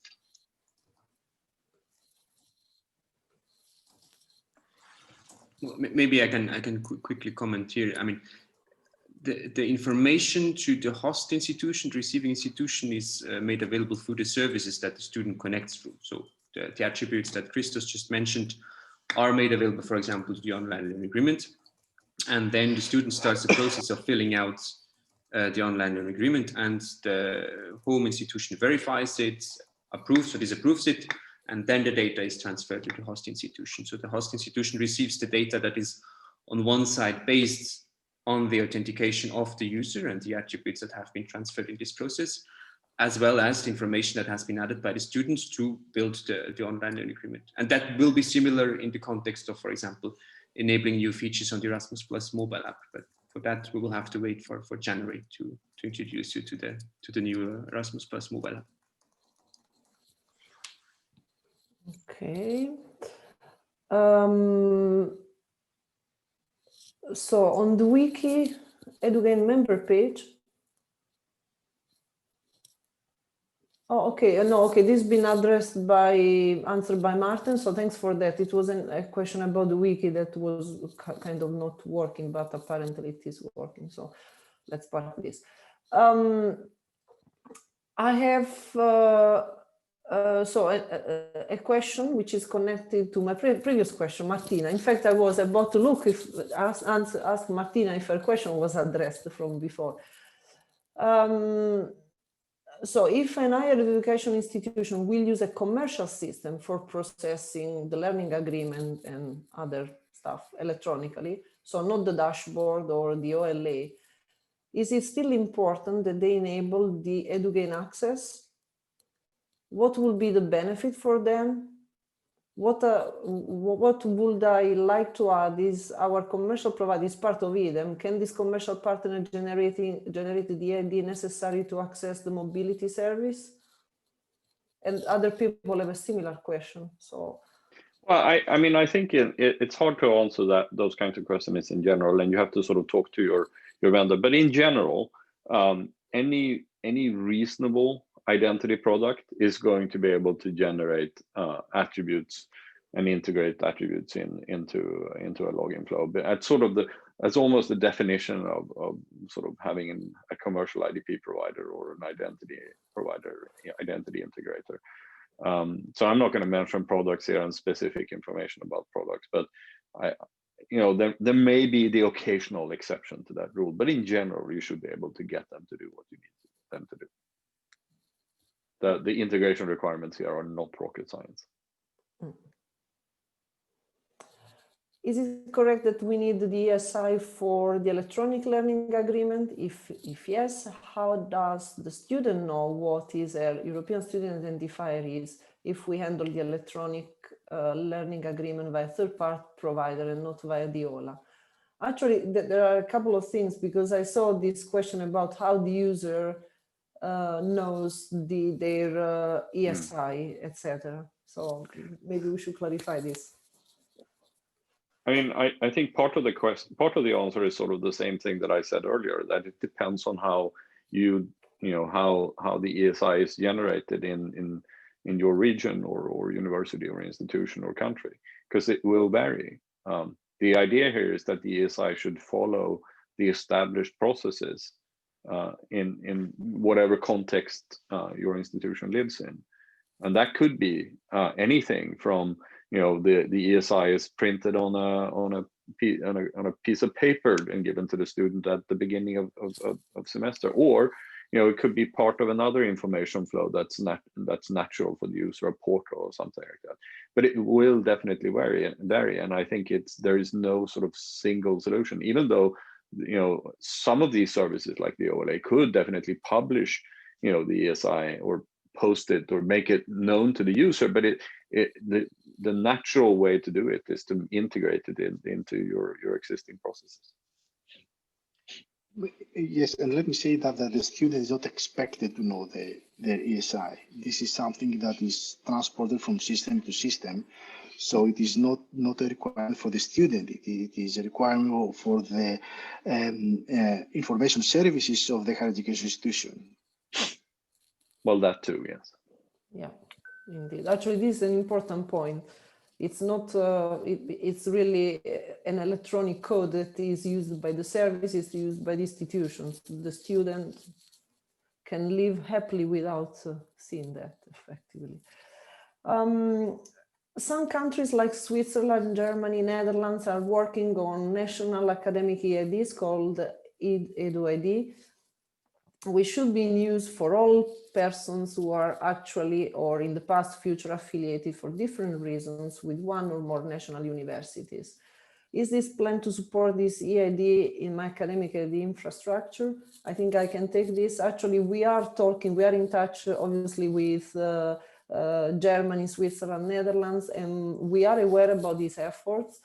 And we are going to really understand what are their plans also because originally these initiatives started as nationally oriented activities, and now we would like also to understand more how they plan to interoperate with each other to start with.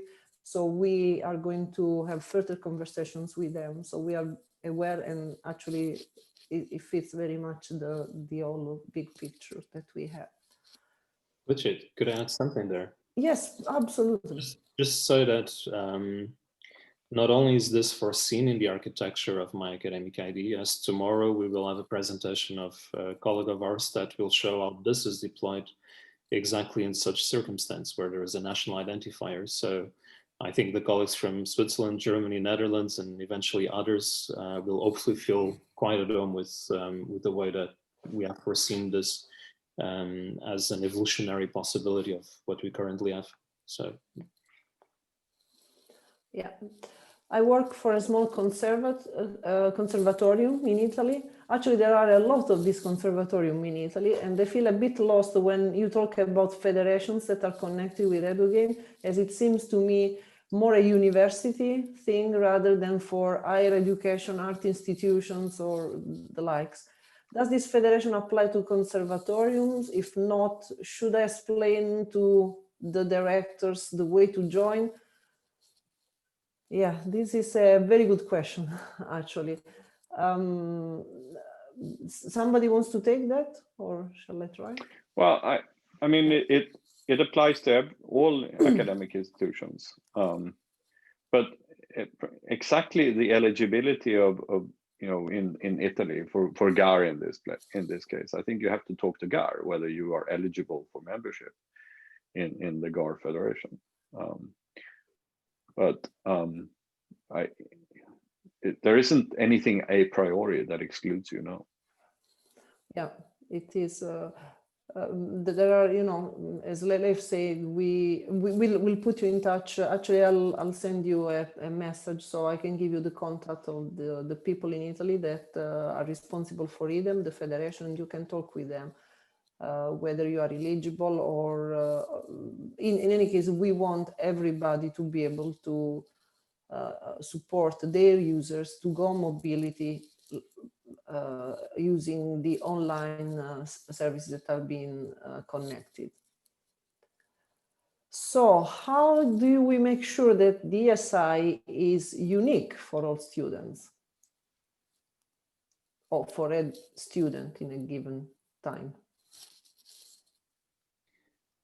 I could risk a very easy answer to that, which is make sure that you don't use the same student ID in your institution to more than one student.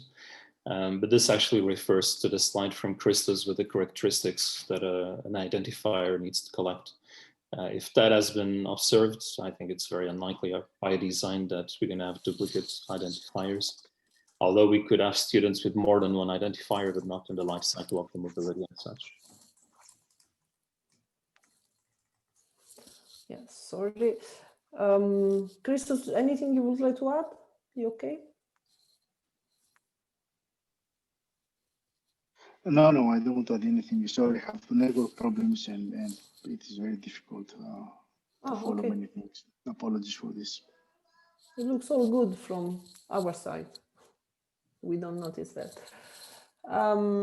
So, okay, in a second, I will put down the email of Davide. So you guys, for my Italian country fellow people, you can contact him. I've already pinged him. So, and besides, he's also connected, so he can see the questions. He just cannot answer. I think, Mary, we did answer about where the SI is stored, but you have another question. Will it be possible to get more a detailed list of these IDPs per country? And by these IDPs, you mean IDPs that are in the federation, Mary? There is a link, we actually, it's in the slides, there is a link to a website in EduGain where you can check if your IDP is there in the federation or not. So if you can elaborate a little bit more, Mary, that will be useful so we can help, we can provide a more detailed answer to your question. Meanwhile, so let me type here, David, email address.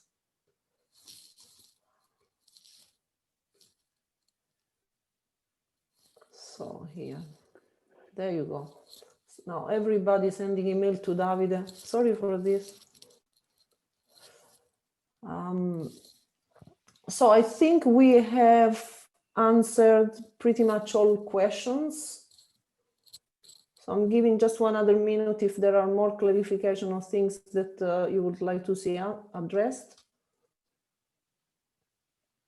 If not,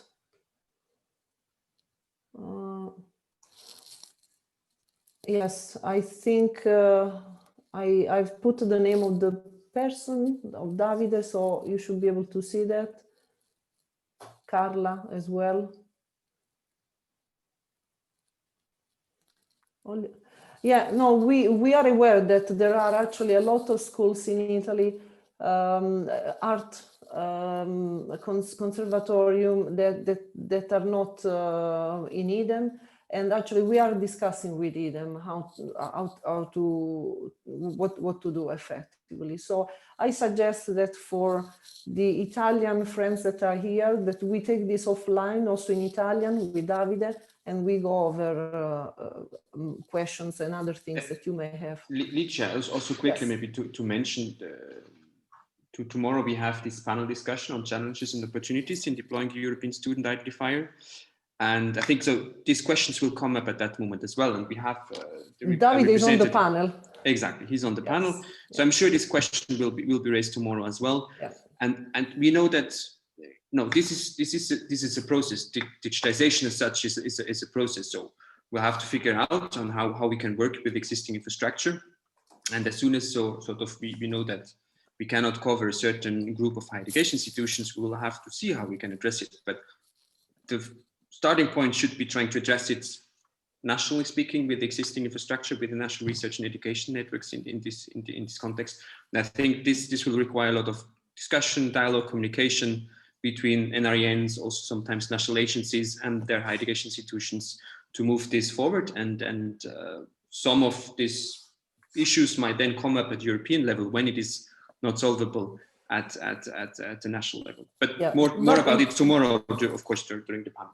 Absolutely spot on. But the important thing is that we are aware of this. We are on that. We don't have an immediate fix for everything because it's also something new for us. But already the fact that we are thinking about that and we are working on that should be reassuring a little bit, I hope. So now just we are getting towards the end of the first day. I would like to share my screen because this time we would like to ask you some questions, very simple questions, nothing very complicated, but it would help us to give some, to get a bit of a sense, as we cannot really see you and we cannot talk to you really in person during the coffee breaks. So can you see my screen, first of all? Yes, good. If you could go here, there is, you can try and scan the QR code, or you can go just to the, you can go to menti.com and answer the question.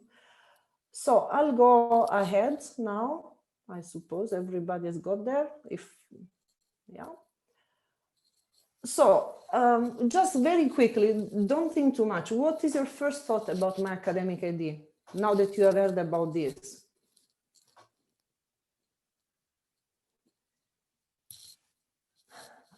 I was expecting confusing, so this has not disappointed us. Yeah, it is complicated. So this, yes.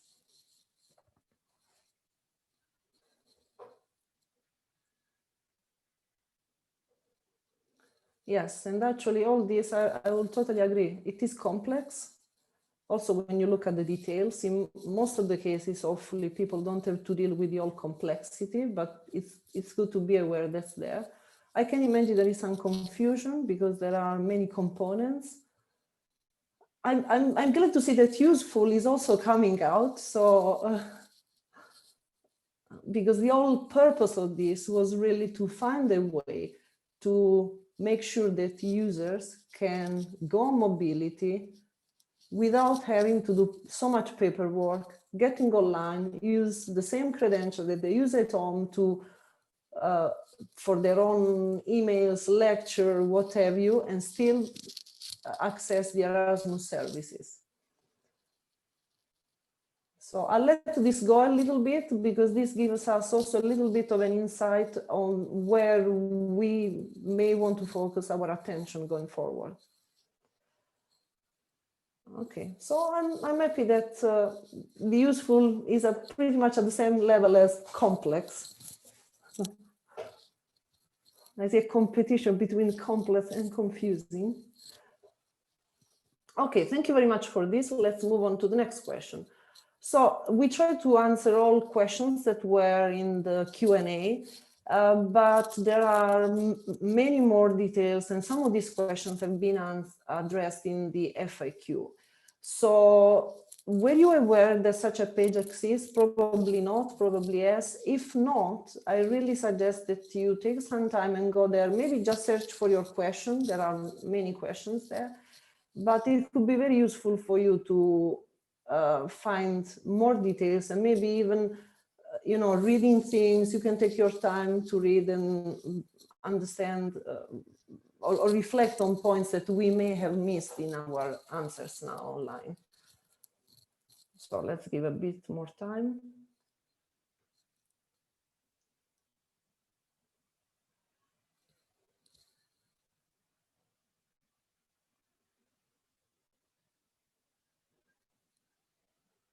So we'll share the links one more in the email. You will receive more information, so this should help you get there. Okay, I'll go to the next question then.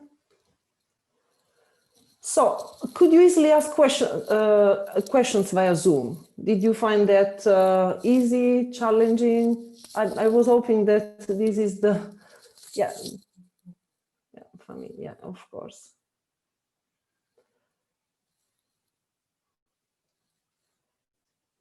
So as the majority are on the yes, we will continue with Zoom Q&A tomorrow, especially because the other part has now got familiar with that, so we will not change to another tool.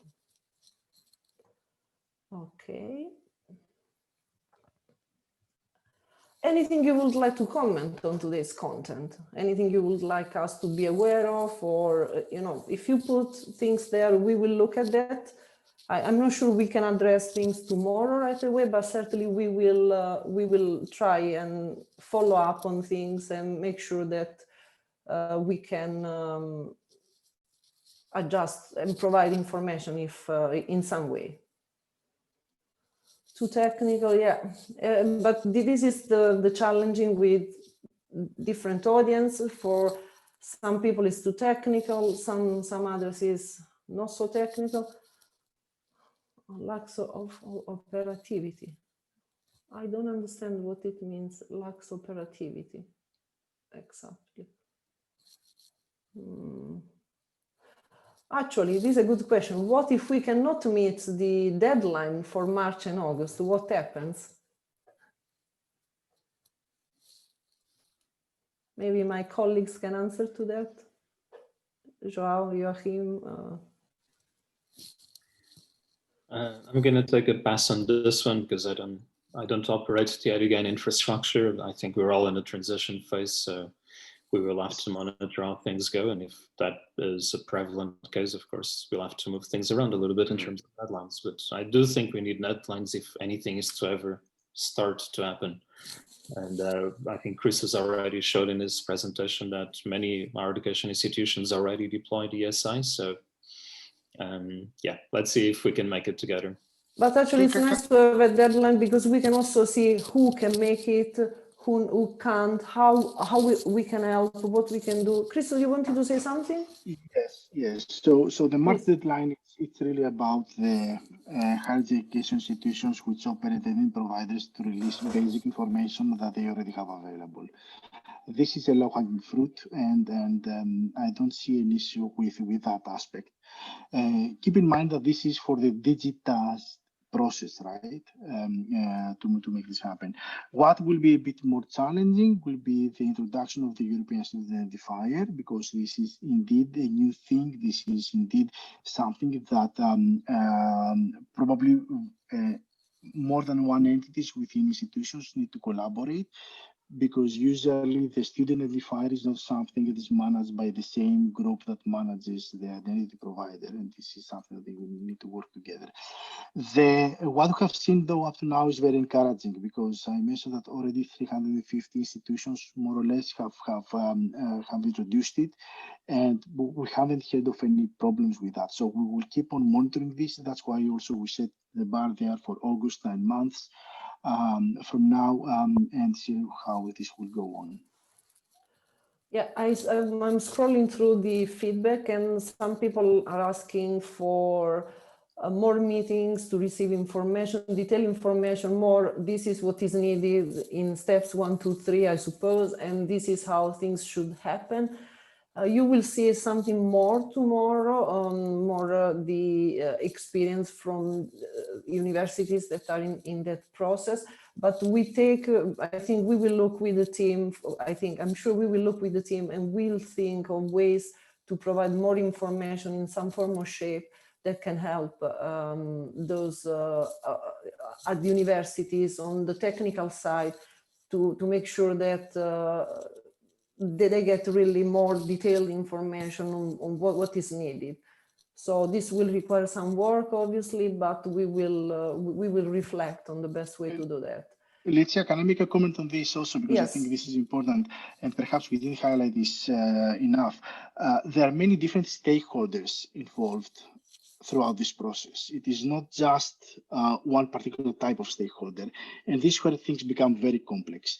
And in the end, you mentioned that we want to have a process which is simple for the student, but this means that somebody needs to absorb the complexity. In order to make something which is inherently complex, somebody needs to take this in and absorb this complexity, so that in the end, the students do not see this. We are doing a lot of work right now with the national authentication networks, the federations, and the operators of the identity providers to be able to absorb much of this complexity. A lot of work will need to happen within the institutions themselves, though. I mean, let's be clear about this. And in particular, for linking the local student identifier with what is made available from the identity providers. So the time frame, March, August, it's mostly about the operators of the identity providers within the institutions, but also involvement for those managing the information student services need to be getting involved in this regard for the ESI aspect. Yeah, but indeed there is a comment, maybe separate webinars, more scoped to the audience could help. So this is something that we can consider, although MyAcademicID project is finishing, the work continues, so we can reflect on these things and come with solutions.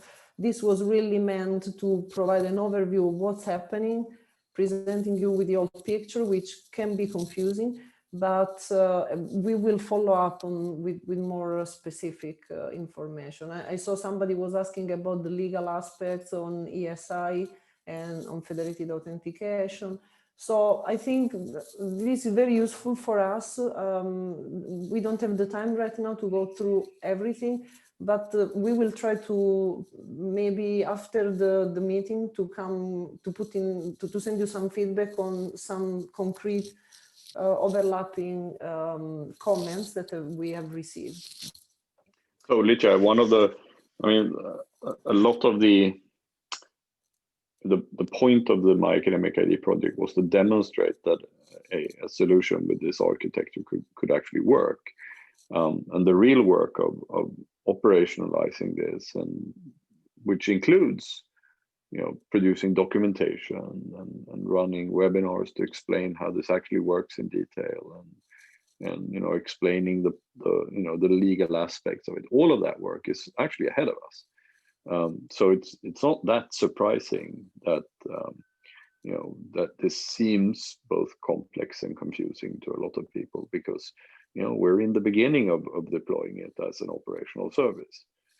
Hopefully it will be a lot less confusing and a lot less sort of confounding after the EDSSI project is done. So but it's good that there is a lot of interest, and that enough people actually want the answers to these questions. So but Leif, also please, let's not forget that already 4,000 students have gone through the process. They have registered. Yeah, indeed. Around So it does 600 work. institutions. Exactly. Around 600 institutions have actually connected these attributes, and this is just in 1 month. So where I stand, things look more than promising. Yes, indeed. Yeah. So you will learn more about that, and your feedback is helping a lot. I hear also I see many questions on the slides, etc. Everything will be online. The event is recorded, so you will get also the video. We'll share the links tomorrow after the event. And for those that I know that some people have not registered, so they may not be able to receive the emails. But those that have registered, they will get an email with the links. But keep an eye on MyAcademicID website, because there you will find links anyway, even if you don't get the email. And with this, I hand it over to my colleague Joao for the wrap-up of today. So tell us your main takeaway for today. Thank you very much, Licia, and thank you everyone for the comments and the questions and the feedback. It's really very appreciated. Now, I've agreed to do the wrap up for today with a very strict condition, which is that the colleagues that allowed me to voice my personal opinion rather than giving a very institutional overview about where we are. So I hope you'll forgive me for sneaking in a bit of interpretation in what follows. If I look back where we started today, I think what has been critical to what I consider to be the success of this project was the fact that we set out with a very clear vision and a very clear goal. The fact that it was scoped to student mobility, and even beyond that, and there are also different kinds of student mobility that we prioritize, obviously. The fact that it was meant to be a student-centered infrastructure, what the colleagues mentioned time and again, that we're trying to remove the complexity away from the students as much as possible, while still maintaining and ensuring that this allows for a reliable digitization of the program. And very important, it was mentioned today, but maybe it wasn't stressed enough, which is the notion that this is something that protects the privacy of our students. That's why we put so much emphasis on the federated identification and authentication processes. And taken together, this was a handful of things to model, to channel, to turn into practical solutions. But I think that if we had started with not a very clear perspective of what the end goal was, I don't think we would be here today presenting the statistics that I've been shown earlier. So this was step one. Step two is mapping the key stakeholders. And here I think I have to take just a split second to thank not just Xi'an, but also all of the NRENs for stepping up, because this is a use case that to some extent was relatively new. Of course, there has been a lot of work done in the field of identity management, but I think that what we've seen by and large is a huge interest to support higher education institutions. And I think the discussion we're having today speaks to the fact that there's also a divide in terms of how higher education institutions are equipped. Those that are part of their national research and education networks, they're clearly in a good position to hit the ground running. And we clearly have a very large group of institutions that are not in the same position, and they are no less important. So we have to find ways to either involve them in the existing infrastructure or to find solutions that we've talked about that go a little bit beyond MyAcademicID. Now, this brings us to the most topical question of the poll that Lucia was just doing, and that's whether MyAcademicID is simple or complex. And I think this really depends who we're talking with. I think if we're talking with international officers, I suspect there are many colleagues here today that are in this position. This identity management is inherently complex because you don't necessarily have the familiarity with the topic. And to be frank, it's kind of not of your job as well to implement this and to roll this out, at least in an institution that has teams that deal with identity management. I do find comfort, and I am encouraged by the fact that when these discussions happen with colleagues from the field of identity management, Actually, it seems like we've come to a point where this is a simple to deploy solution that doesn't entail a huge overhead, a huge effort. And I think tomorrow we'll talk a little bit more about it. And this is one of the golden rules of IT in my non-IT experience. If something works and if something is not super complicated, this means that the effort shifting exercise that Leif and Chris has alluded to has successfully happened elsewhere. So I do think that at current, what we're seeing in terms of traction, what we're seeing in terms of adoption is very encouraging. We need to be mindful that this is still black magic to many colleagues out there, that either they don't have the background or the resources or an easy access to a solution. And so this is actually a policy and not just a technical issue. And I think this is something that we need to continue discussing with our colleagues in the European Commission, with our colleagues in the national agencies, because one of the principles of the project and the overarching European Student Card Initiative is to be inclusive, is to make sure that no one is left behind, be it students or universities. And so it's an interesting place to be. I think that we shouldn't underestimate the fact that there is a huge critical mass of higher education institutions that have instant access to this infrastructure.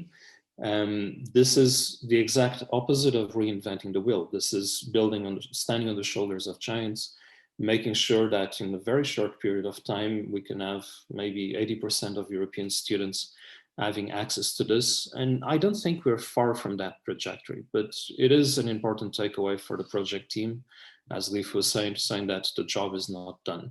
We need to make sure that in our path to this kind of shift of paradigm, where before, until recently, student identities were not really considered as part of the design of mobility programs, because we were still working on with a legacy of pen and paper processes, that we continue to focus on having an infrastructure that is resilient, that allows an unequivocal identification of the students, that essentially allows the administrative processes that consume those identities to be as efficient and as flawless as possible.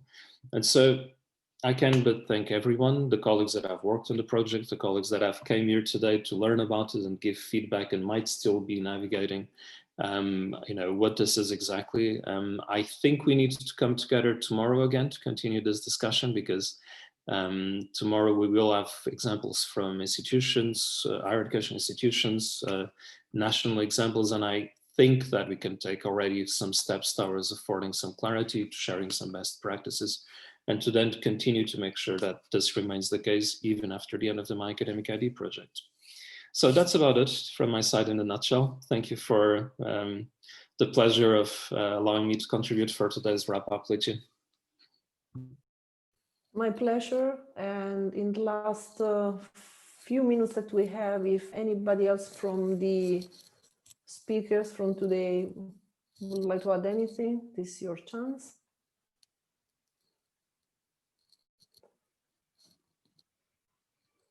If not, somebody was asking if all today the presentation will be online. I'm not sure we'll manage to do that today, but certainly after tomorrow you will get all the information online. Keep an eye on MyAcademicID website.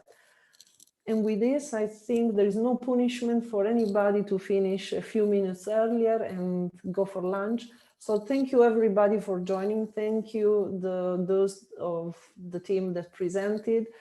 And we will be back tomorrow. The meeting starts at 10 o'clock, but we will be open for business at 9:30. So looking forward to seeing you again tomorrow, and hopefully we can provide a little bit more hands-on updates tomorrow. Thank you very much all, and have a nice rest of the day. The sun is even shining in the Netherlands, so enjoy the day. Bye-bye.